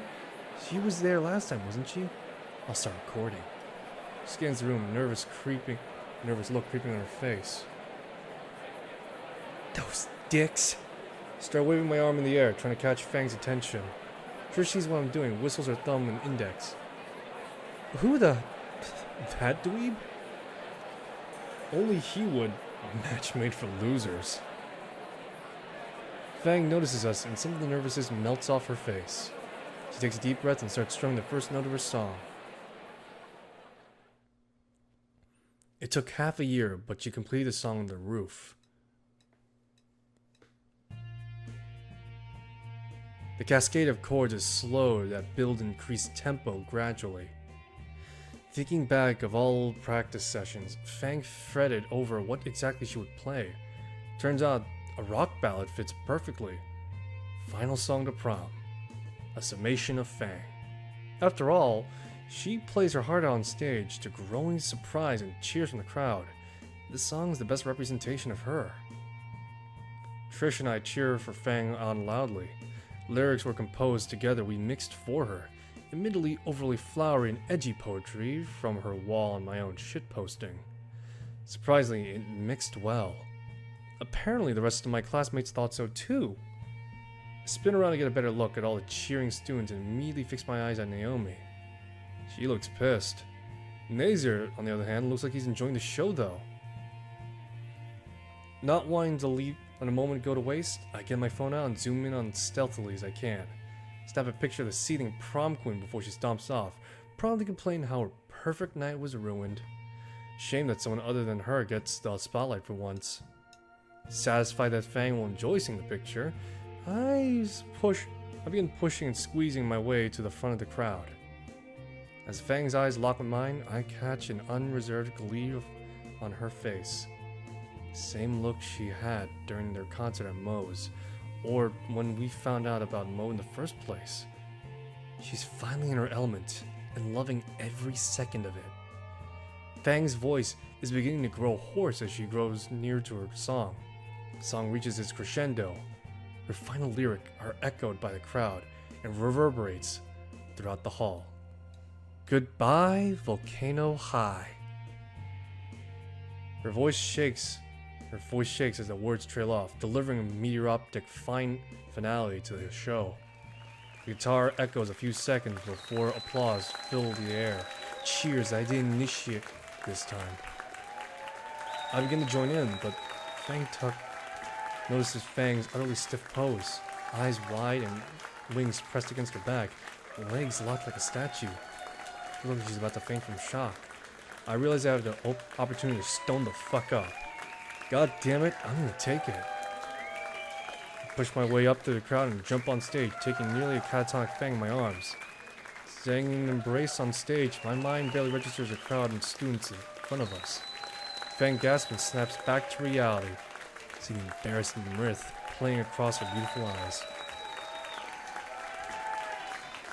Woo! Yeah! No thought at all. My lips pressed against hers. Behind me, I hear the audience cheers grow louder. I hear Rosa and Stella's wolf whistles in the crowd. Coming out Nazir and Trisha's read-own-supporter calls. A picture-perfect moment.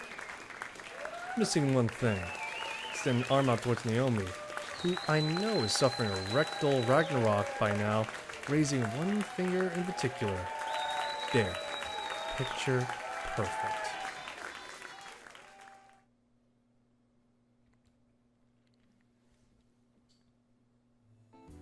Cool night feels absolutely amazing after we spent so long in the sweatbox of a gym. When I brought up the taxi to take us home, Fang insisted we walked instead. I couldn't turn it down after she gave me the look. Feels fucking nice now. Wings flutter and surprises me after a few droplets of sweat sent flying from them. Yeah, nice and breezy. My arms find their way around her waist, and Fang takes the hint, starts walking closer with me. In companionable silence, we find ourselves drifting nowhere near Fang's home. Quiet streets of the town are well lit enough, yet provide a more interesting mystique to it. As we pass through the park, I've visited so many months that my phone buzzes in my pocket. And Fang's hip. Startled noise from Fang as part of eardrum shattering was fucking hilarious. Shut up. Her hip collides with mine, forcing the buzzing phone roughly against my leg. Sorry, one sec. A check of it shows how dangerously close to midnight curfew, and Reed was texting several pictures in rapid succession. All of them depict King Rex dancing with every girl I know except Fang. Even Naomi, fueled by pure Seedism, and Stella, blurred gray, elbowing past, barely in frame. Reed man. Yo, got my dances. Swing by the hospital sometimes. Bring my backpack. He really does get it to himself. Right, the curfew. Before I pocket my phone, Fang stops. Anon, there's something I wanted to do before we get home. Where are you hiding your smokes? Dress doesn't look like it has any pockets. Not that. Trish and Spears stole my slow dance. Oh. Oh. Out here though. Why not? No one else is here. I look around and see she's telling the truth.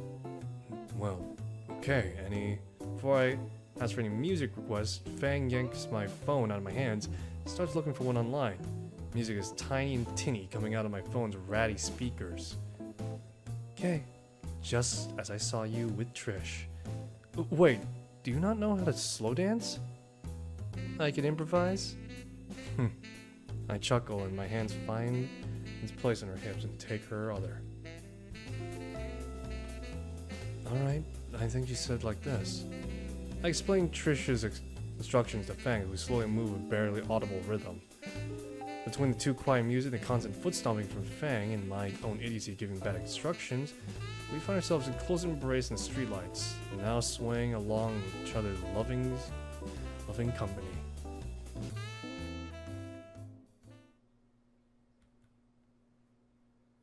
Two weeks later. Time seems to have flied after prom, honestly. Probably the stress of finals, graduation rehearsals, graduation itself. I nearly had to gouge out my eardrums having to sit through Naomi's speech. Of course, the bubblegum blockhead was valedictorian. Speech and was rehearsed and was still sound as though we were at a funeral. Even now, I think she's still seething about prom night. Maybe it was the photo of her face that's currently circulating around at a certain card trading chat room. Infinitely better than any reaction I would have made. About a week after, Fang gave me news that Trish got an idea for a celebration and Nazer was organizing it. Nazer organizing any party meant he made sure nobody had real fun, so Fang convinced him to split up the work between the rest of us. It was Fang's job to get the pizza. I, broke as fuck, was put in charge of fire and finding a good pit for it. You're really good at making fires, right, Anon? I wonder if I could sue him for hate speech. That aside, the party at St. Helens Beach, which was below the cliff to make the town's namesake.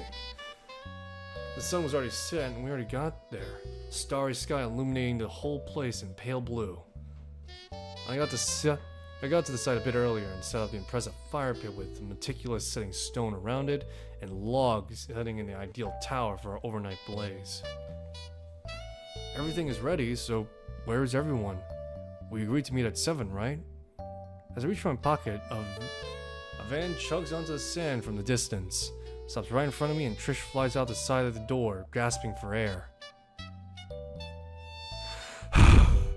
You look like you just got choked by Spears. She points back to the van. The driver's seat opens, a gust of smoke from within. Reed emerges with a cloud as if nothing's wrong. Reed! Your car! Oh yeah, you like it? It's electric. Trish collapses into the sand. Before I could check, she's still breathing. A stereotypically mariachi car horn catches my attention. I catch Stella and Rosa exiting a hot pink Prius, each with a pair of phone speakers in their hand. Waving to them, my focus returns to Reed, now helping Trish off the ground.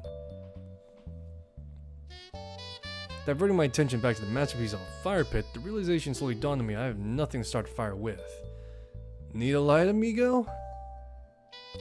Before I can respond, he reaches in his pocket and fishes out a lighter, which was promptly tossed my way. Catching it out of the air, I only briefly caught the words, "Fuck communism," engraved on the side of it, when I hear another car approaching. Recognizing the sound alone, I see the NASCAR glide to a halt next to Rosa's car. Name like that might be dumb, but I gotta admit, it's growing on me. Fang emerges from the backseat and waves at me. Hunches into the car and gets the pizza boxes and starts striding towards us.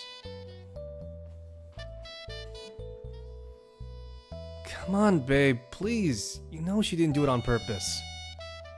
Naomi erupts from the car, frothing with rage, shirt noticeably stained with purple, with orange, red. Ha! I wish I did. Oh yeah, the boxes on top are a bit messy. Long story. How on earth did you throw a pizza on me from the back seat and get it back in the box? Nazer, bro, were you driving the whole time? Yeah, why? Just a feeling. This stuff's been happening to me ever since the picture of me was posted online. Relax, babe, it's the start of summer. Here, take my jacket. Nazer slides the jacket back and what the? What non-Euclidean bullshit is this I see before me? A second jacket below? Reed taps my back and pulls my eyes away from the spatial anomaly. Hurry up and start the fire, man. Got booze and all. Once the bonfire was set ablaze, Stella and Trish were setting up the speakers around the radius. Are you sure these will be loud enough? Only a few dollars at the supermarket. Oh yeah, those will be louder than the cafe this time. Why would coffee be louder than a stereo? Anyway, Reed drops the ice chest he was holding in the sand. Went all in, man. Name brands and everything. I'm surprised you got Nasser to let you bring this stuff. Nasser returns to the rest of the group wearing his jacket again. Got me to agree with what? About that. You brought alcohol? I mean, I usually call it liquor, man, but... Damn it, Reed! We're underage, you know, even if I were to agree, Naomi would pitch a fit. Dude, we're all just graduated. If not, now is the time to live a little then. When? Nazer hesitates. Besides, I did think of you and Naomi. Yep, special brand for you two. Great beginner stuff. Whatever. I'll try and keep Naomi from calling the police. Fine. Real bro, man. If everyone's ready, then let's get started. Soon enough, the pizza and booze were passed out. We're all sitting in the sand, blazing fire, with weekly top 40 list playing in the speaker. Everyone is conversating amongst themselves.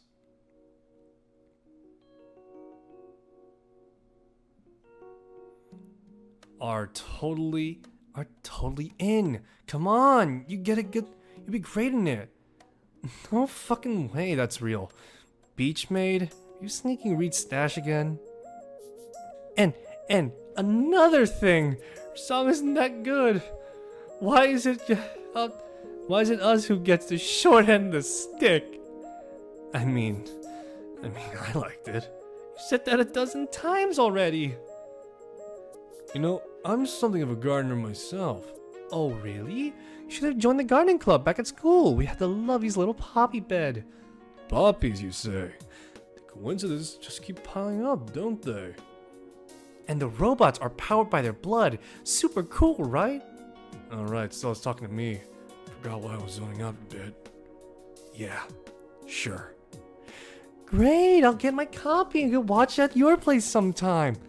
Oh, bring Fang too. She'll love this movie too. Did I agree to something? Oh, enough about Eska now. Eska Flown. I want to show you something neat. She brings a small box from pocket. A new set of tarot cards! You want to be the first to use them? I don't see why not.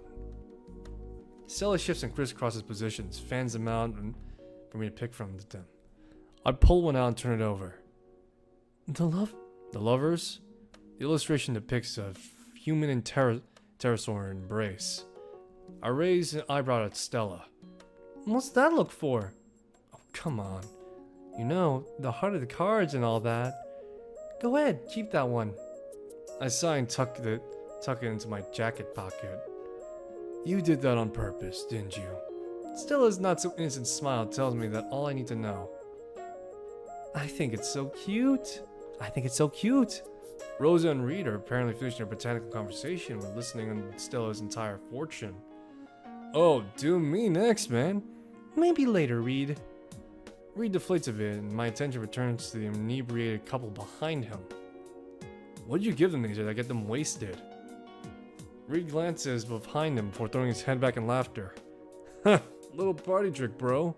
Grabs Nazer's can and tosses it in my lap. Holding up, it's light, barely make out the word non-alcoholic, written in microscopic font. So you mean they're totally sober, dude? It's my turn to laugh at a pair making fools of themselves when Fang suddenly gets up and starts walking towards the parked car. I got something I want to do. Be right back. I give her a smile and turn back to Reed. We could still mess with them, man. Watch this. Hey, Nazer, what's your plan now that you're out of school? Two virgin drunks turned their attention to us. Nazer clearly deep in thought. Oh, man, like, I'm gonna be a neurosurgeon. My bad boy's so smart. Gross. I lean towards Reed and lower my voice. Should we tell them? Nah, dude. Naomi's having fun, like, first time ever. So, tomorrow then? Definitely tomorrow, bro. Reed lets out a sigh and turns back toward me. So, like, for real though, what do you do now that school's over now?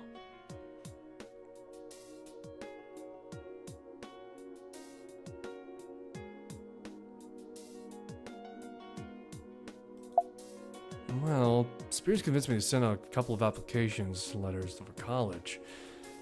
I think something to do with music. Sound engineer? Oh, nice, dude. Be the band's sound technician when you're done. Something like that. What about you? Me? Flow with the go, dude. Like the dino gods of old. Gotta get in sync with the universe first, you know? Right. What about... I'm gonna be a cosmetologist license and open my own horn salon. The miniature Triceratops bursts out from the other side of the bonfire, catching me off guard. We'll do hair, horns, piercing, oh, engravings too. Fang even said that I'd be your first customer. I told you a million times by now. Fang returns from whatever she was carrying, wherever she went, now carrying an object in hand. Flickering lights from the bonfires enough to illuminate the cover of the yearbook, school yearbook she's holding. Without a word, she walks in front of us, conspicuously carrying a yearbook right towards. You're not about to bring your yearbook, are you? That thing's like $80. No. How drunk are you, dork? This many, holding up 3 fingers. Though, why is it suddenly 9? I'm gonna need more beer to fix that. God, Anon. I was thinking we could all, I don't know, sign it? Saw a lot of others do it. Oh. I always thought it was a silly tradition. Thinking back at all the yearbooks I have home. Now they're all blank inside the cover. Totally, it's just a silly tradition. Why else would I have one of these things? Your mom, aside from mom? Me first! Trish already fumbling through a hoodie, packing hoodie pockets for some writing implement. Yes, I'd love to, Fang. Oh, I know exactly what to write. First, let me do a palm reading. I'll sign it too. Woo! Your book was around fire, each of us leaving some meaningful message inside the covers. I'm last to receive the book, and I look for what each friend wrote. You'll always be my friend, no matter what happens, Lucy. Trish. Lucy. Fang will always be Fang to me. Stay frosty. Read. Even draw King Rex with breathing fire. Even the most wilted flower nourishes under God's light. Rosa. I think reading that one counts towards my next few church visits. Amen, Raptor Jesus. Here's your something you build yourself. Stella. So, kneecapping it with the book. Fucking Sailor Moon. Can't decipher either Nacer or Naomi's. Nacer looks like a bunch of chicken scratch and scribbles, while Naomi looks like chicken went to college, got a doctorate. And Nan, hello? You're staring at the page for like 5 minutes. Right, just a thing what to put. Okay, Nan, something meaningful. That'll remind Fang of you every time she reads it.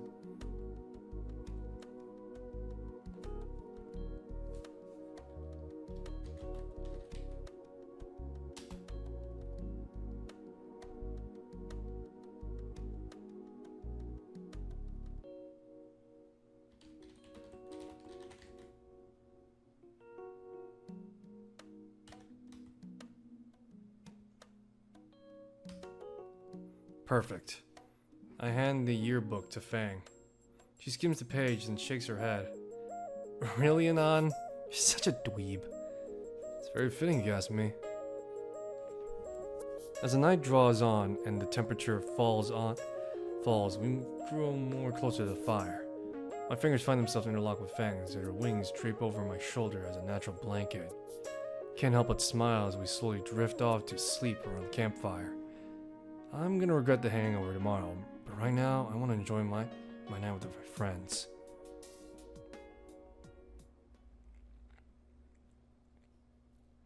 Six months later. After prom night and graduation, life slowed down. Accepted into college a few states away for a degree in sound engineering. No worries about school except for a lunch card I still have to pay back. Mo's been kind enough to give me a summer job to help with that. Though I don't think I can talk about some of the things I've seen. I'll never be able to look at marinara the same way. But pasta-based trauma aside, now is the day after Christmas. I'm sitting in my bed, looking through one of my favorite presents. Fang's mom was right. I'm happy about those photos.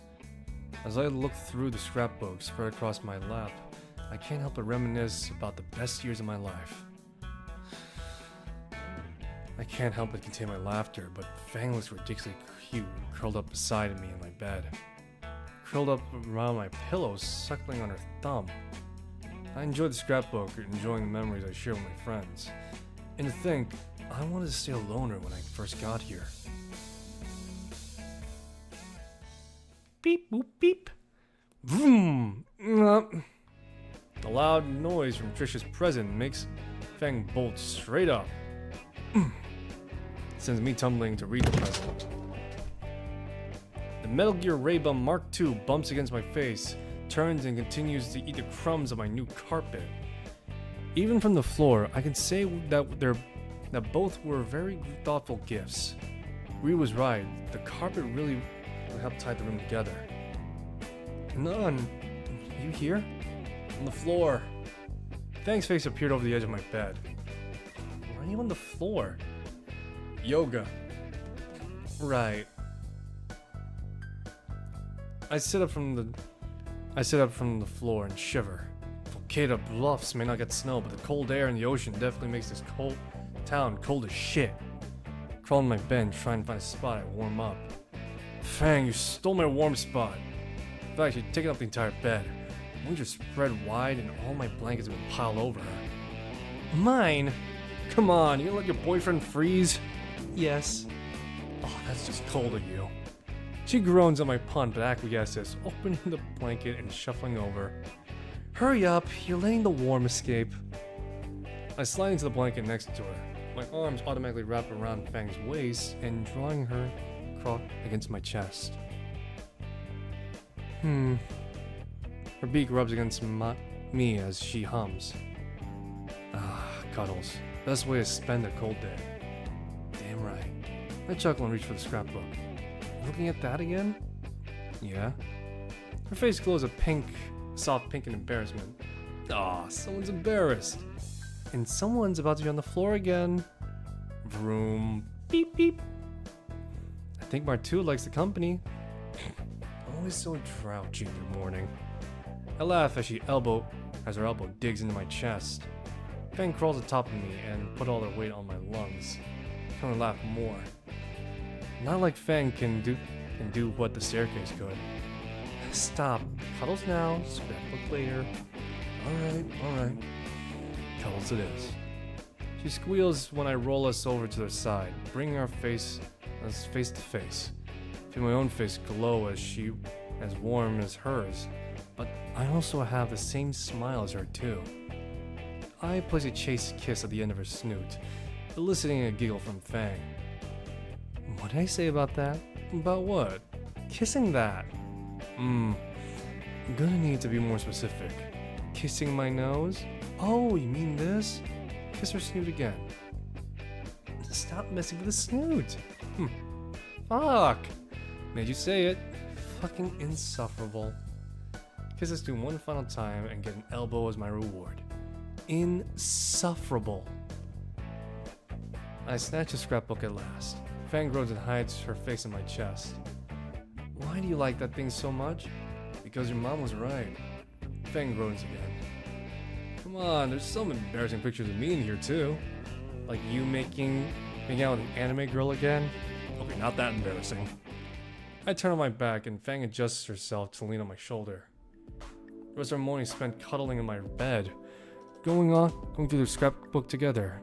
Lunchtime rolls around, face reality, and make something to eat. Especially no restaurant in the city that's willing to deliver to this neighborhood. Alas, I must leave the warmth of my bed to make lunch. This is gonna suck. Where the thing? I'd rather carry the blankets around. Mine. I reach under the bed and retrieve the bag I was hiding and pull a jacket from within. Two expertly stitched gorilla heads stare back at me, with the text, "Monkey for Leaf," embroidered in gold thread. I don't know if Nasser is racist or he's really just clueless. This is great. It looks fantastic. I don't know why you wouldn't want to wear it. You don't see anything wrong with this? Nope. Really? Last month was Homo History Month, you know that, right? What's it got to do with the ugly jacket? I'll sue them later. Alright, here I go. Zipping on the abomination and stepping out of the bed, the walls of cold sting in my toe. Huh, God. Carbonara sound good? Why do you make it so weird? Most people just use tomato sauce. Don't ask questions you aren't prepared to know the answer to. I crack open 4 eggs, separating yolk and whites, and save the Tupperware for later. Make custard pudding for dessert later. Grab some bacon, cheese, and milk from the fridge. Grab a healthy handful of cheese into the yolk and mixing in a splash of milk before dicing the bacon. Boiling some of the water in the kettle to save time, I measure the appropriate amount of spaghetti and toss it in the pot with water and some salt before grabbing the pan and settling it on the stove. Stop acting like you're on a cooking channel, Nod. Start frying bacon, render out the fat, add in pre-chopped garlic, and sauteing until fragrant. Bacon turns crispy, just in time for the spaghetti to finish cooking. Remove the pan heat, throwing in some of the pasta water to bring down the temperature. The final step was add yolk, milk, cheese, and milk, and the bacon and garlic to make some more pasta water. Toss the spaghetti until it became all creamy, salty, and delicious lunch. All in less than 10 minutes. It's ready. Alright, Ray Bum, nap time. Move to the carpet so we could eat. Fang grumbles and starts shifting the bed, and I turn my attention to the plates. Grab a few sodas from the fridge and place everything on the new rug for an indoor picnic setup. Fang moved from being wrapped on the bed to being wrapped on the rug.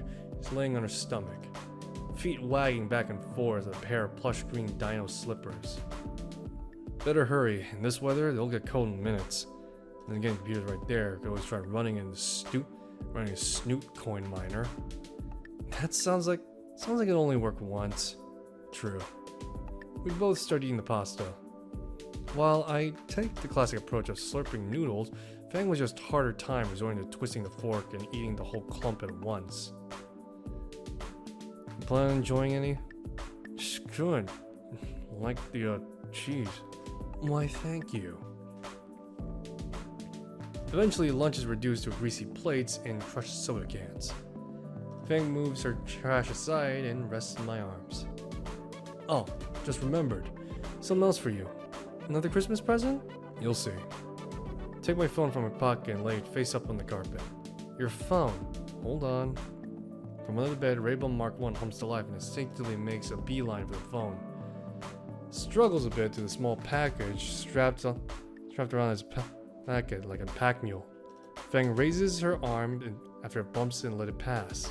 Reach for my phone, let it start happily scraping the dust from it. Impressive. You get Reed to make it do it for that for you? Maybe. However, that's not what I want to show you. Removing the small package from the robot and hand it to Fang. Go ahead. She examines the box carefully, removing the paper packaging. Sliding open the box open reveals an amber pendant on a silver chain. I take the necklace from the box and hold it up for us to both inspect. The amber dangles in the air, catches the light from outside, and glows the same brilliant orange as her eyes. Anon, it's beautiful. Here. I take the pendant from her hands and hold it open to put around Fang's neck. She holds her hair up for her hands to reach across. I try to fumble with the clasp. Bit tricky with the wings getting in the way. The tip of the beak is a mere centimeter from my face. There. Fang lets her hair down and holds up the pendant. This is... Thank you, Anon. The moment I saw it, I knew it was a perfect present. Speaking of presents... She gestures the Snoot up to the ukulele resting on the corner of the room. You gonna try playing that? I could, yeah. Do you, do that song I taught you? I happily oblige, ripping off the bows, still wrapped around the small instrument. I'm not singing for you, you know that, right? Fang giggles as I pluck away the tiny strings, producing a very familiar melody. She starts thumbing a new pendant absentmindedly. My shrill rendition of resembled that first time Fang played on the rooftop, then her energetic performance at prom. Despite my occasional fumbling, it possessed the same nostalgic tone it always had. When Fang began humming along, I soon joined myself in the song sounding complete. I wish moments like these could have lasted forever. But, just like the music in the air, they always do. Before long, we reach the end of the song. Uncomfortable silence fills the room as the notes fade. I love that song. Hope so. You wrote it after all. Yeah, but you know me. Thoughts interrupted by a knock at the door. You're expecting company? I give her a puzzled look in return, getting up and heading towards the door. Momentarily, fear of a potential addict or murderer quelled up, opening the door, revealing Principal Spears. What are you doing here?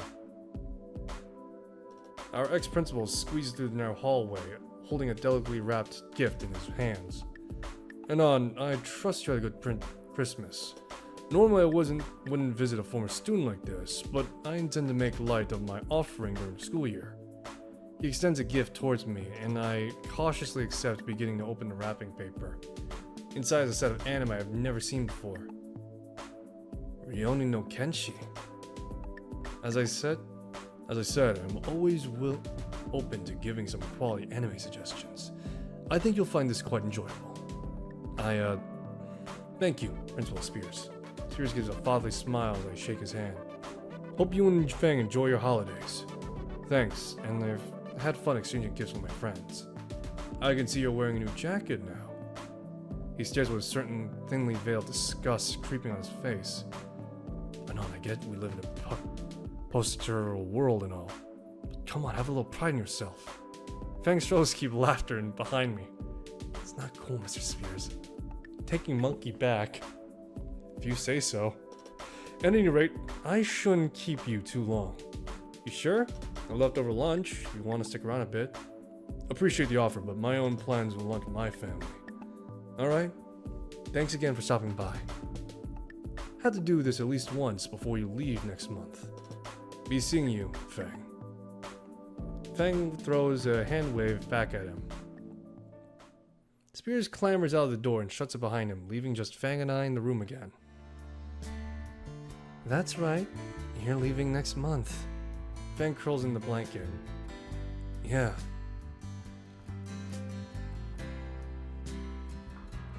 I sit next to her on the ground and wrap an arm around her shoulder. Do you really have to go? Can't you just go to community college here in the city? You've seen the acceptance letter, Fang. A scholarship to stay at a fraction of the cost. I can't just pass that up. 5 years? You have plans on your own, don't you? Yeah, so? So? We're still gonna talk. Obviously. But Fang takes a deep breath. I'm not doing a distant relationship. Oh. Wow. Is this a breakup? My heart. Fang shakes her head from side to side slowly. Oh, thank fuck. I don't want to break up, Anon, but I was thinking, you've been helping me ever since you got here. Yeah, you've been helping me too. I know, but you're leaving for college. So, I want to do some thinking. More thinking. That's new for you. Plastic plate bounces off my head harmlessly. Ass. Fang giggles as I fake like I'm on a soccer pitch. I want to do more thinking. Self-reflecting. Entire year that's been one of my best life. I want more like them like this. But with you gone, I gotta make them good on my own, you know? I get you. I pull Fang closer, my chin resting on top of her head. So it's not a breakup. No, just a break? She giggles again. Yeah, break sounds right. Not breaking up, just taking a break. Plus, I'm not leaving for the next few weeks. Fang perks up. And that's true. Few weeks to cram in all the cuddles I'll be missing. Cuddles or cuddles? Fang's grin is just shy mischievous. On bed, now. I'm collecting those cuddles right now. Yes, ma'am.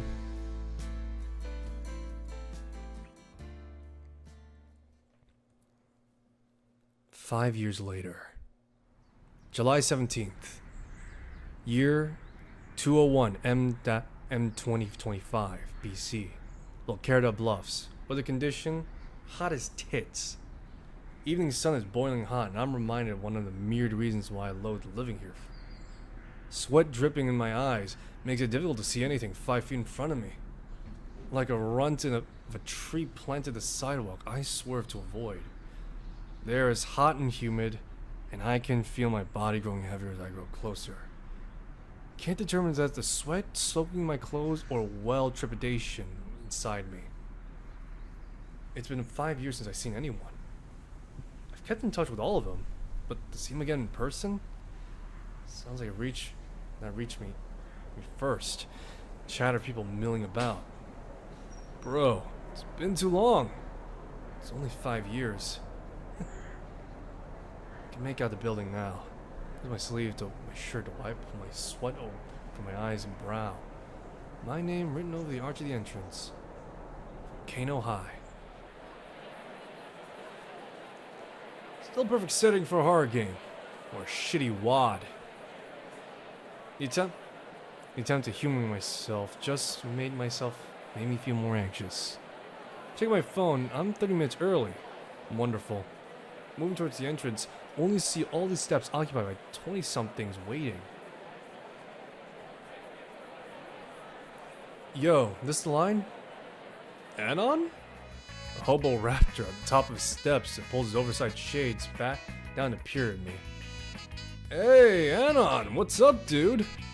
need to recognize his voice. Reed. Hey, what's happening? You certainly seem, changed. Why do you look like you don't...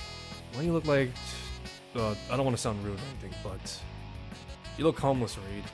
What? Dude, I'm not a hobo. I'm the richest rapper in the world. I think Reed's lost it. What'd you say, man? Nothing. No idea what you're talking about. So, how'd you get become the richest raptor in the world? You wouldn't believe it, man. Started with... He proceeds to run his mouth about a bunch of gibberish. Can't understand anything he says. I think I heard pharmaceutical business at one point. And I brought it here by the birds, dude. So, what have you been up to, man? You look like you haven't changed a day. It's not an exciting story, honestly. Went off to college, got my bachelor's, and now I'm a sound engineer. Sweet, dude. Stand there for a moment in blazing heat. Dude, it's fucking hot out here. You wanna get inside? Got drinks and shit? Definitely. Need some air conditioning. We quickly moved along to the gymnasium.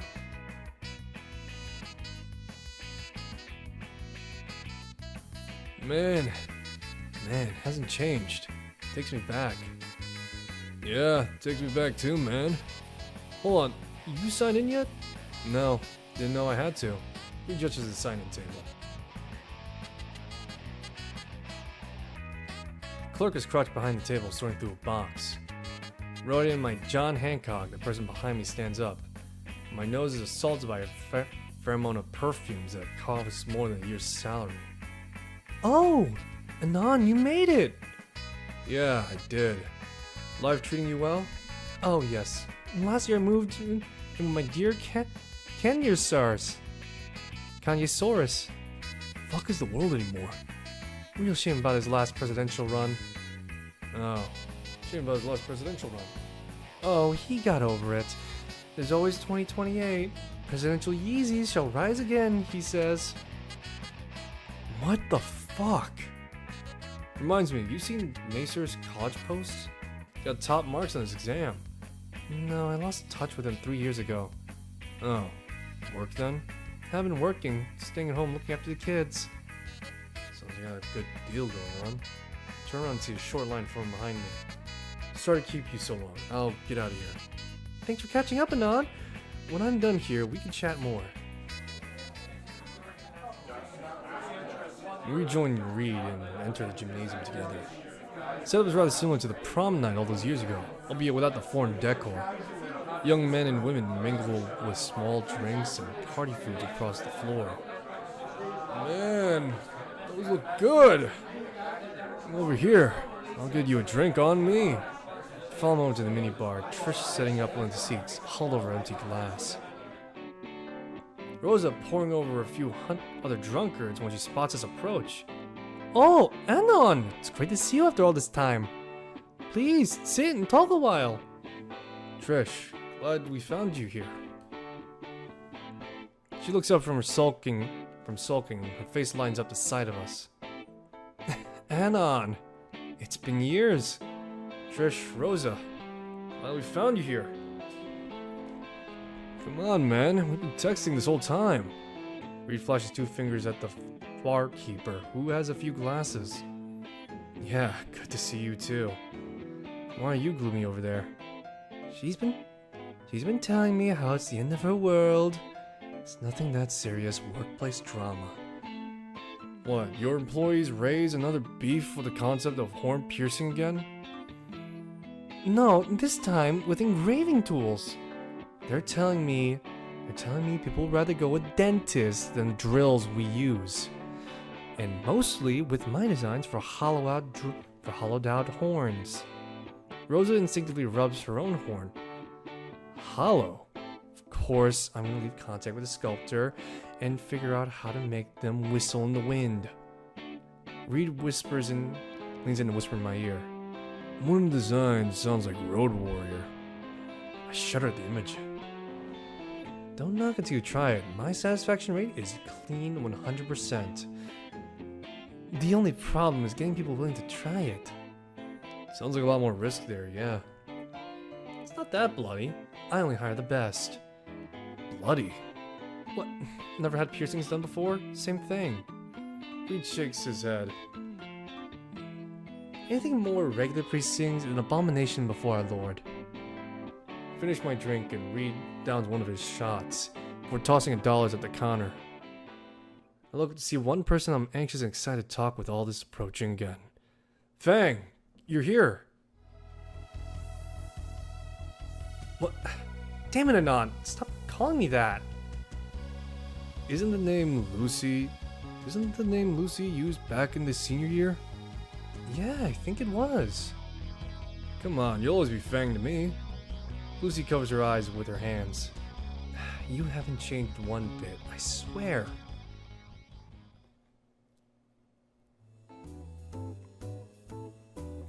Come on, get over here. I'll order us all another whatchamacallit drinks. It's on me, the richest raptor in the world. Reed cheerfully throws his arms up as he shouts the prolonged world. Sure, thanks. I can't have too much though. I'm the event organizer and all. Sounds like a rough break. Wait, I thought you were a music teacher here. I'm getting there. Still working with Mr. Jingo until he retires next year. Till then, teacher's assistant. Oh, alright, I see. Take a quick glimpse around this room. Easy fail to see any large ape man. I feel like we're missing someone here. Where's Spears? Could've sworn he would be around here. Nah, it's gone. Saw him on TV the other day though. Giving a speech or something? Sorta. He does commercial for car dealerships now. Builds a reputation of gimmick of repping cars every ad he does. I see. My god, that was joking about slamming people in the cars. Hours of reconnecting with my old friends surprisingly pass quickly. The time eventually comes for everyone to go home. Lucy excuses herself from the group to go give a closing speech.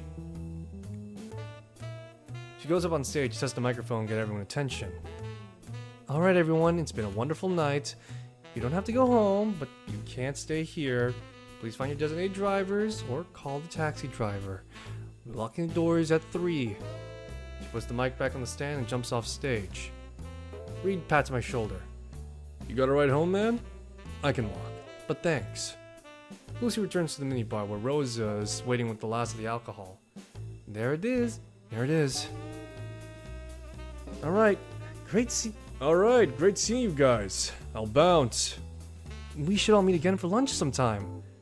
Yeah, absolutely. It's been forever I've been in town. I'd love to get a tour and see what's new. Got it, man. See ya. Bye, Reed. Actually, I should get going too. Don't want to get stuck in traffic. You've had the most to drink out of all of us. You gonna be alright? She raises a smug eyebrow and starts walking to the exit. See you guys. Come visit me too, Anon. Stella and I would love to have you. More people trickle out of the room until it's just Lucy and I.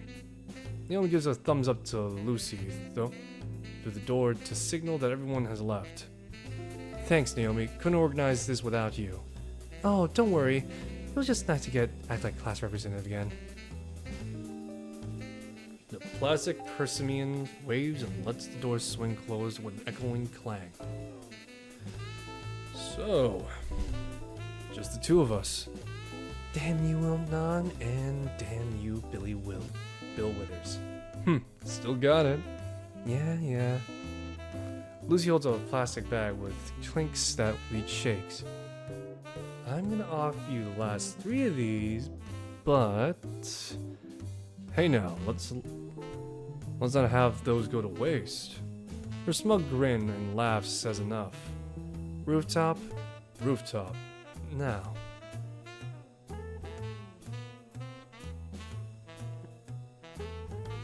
She leads the way through the darkened school hallways and stairwell.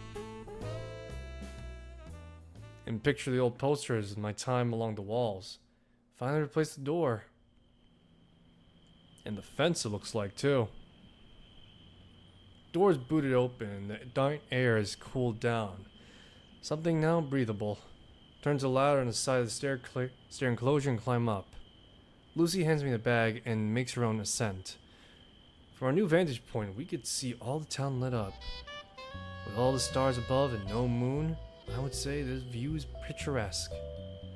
Oi, gonna hog the drinks? I take out a pair of bottles and using one of the pop caps on the other. Show off. They're twist offs, you know. To a point, she takes a cap and simply twists the top off. Oh, my ego. Anyway, a toast to adulthood, stable employment. Tap our bottles together and chug sweet ambrosia down. I needed this. Oh? I'm already handing her second bottle, knowing she'll finish her first with the next chug. Guess you've been busy. Dealing with teens is a fucking nightmare. One brat Kenny, little shit broke 2 trumpets already. Can't be that bad. Well, you see what happened during band camp? Lucy's rants went on for what feels like hours. Throughout judging the pile of beer, I wouldn't have been more than 20 minutes. And the fucking dance of all places. What? Sounds like us, honestly. Bullshit. For real, you were just as bad. Lucy's elbow finds a familiar spot in my side. Nuh-uh. Yeah, Fang. She groans as she hides her face in her knees. Why the fuck was I so edgy? Trish. Okay, maybe we were that bad. That's life for you. She sighs and relaxes. Her legs stretches forward and leans the back of her arms. Yeah, that's life. I mimic her pose and find staring at the small dots across the night sky. Teacher at your alma mater. Wasn't really expecting that, you know. And you, a sound engineer? Thought you'd be a sex bot, making sex bots or something. Self-cleaning subroutine never worked right. We chuckled together. Lucy. Looking at the night sky on the stars, even when Lucy turns to look at me, I feel heat creep across my face. I got a contract at a studio here. I'm thinking, since I'll be here for a good while, dinner sometime? You know, together? I look at Lucy at last. Her face turned back to the sky, but there's dustings of pink across her cheeks. I would totally would not. But I've got work like you wouldn't believe. Oh, well, if it's too much. However, something covers my hand. Quickly glimpse down and I see it's Lucy atop of mine. I've got time in the morning. How about breakfast? I smile. It's a date then. I don't know. Is it? Lucy turns back to me and smiles. It is then. You're such a dweeb. I know. That didn't stop Lucy from shuffling closer until her legs were pressed together. It didn't stop her leaning on my shoulder. Grin and wrap my arm around her shoulder. Old times, honestly. Like no time has passed since I left Volcano Bluffs. Never did say goodbye to Volcano High. Thanks. Now my face is forever stuck in cringing on. Way to ruin the moment, Fang. You ruined it with your mumblings. Fix it then. You ruined it, you fix it. Fine, I will. My hand cups her cheeks gently. Lucy smiles in and leans in. I miss this feeling. Our lips meld together as we embrace just like we were teens again. Fast times at Volcano High.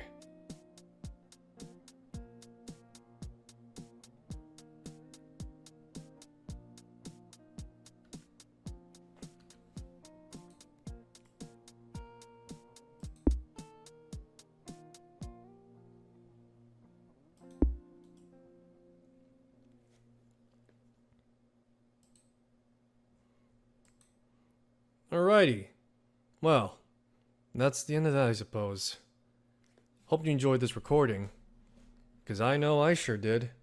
It was something to go through this, that's for sure. Especially after getting the other two endings after the third ending. This was much more heartwarming.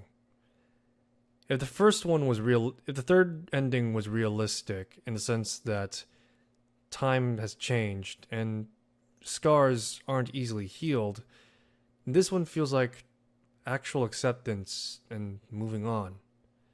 And of course, the other two are macabre is away.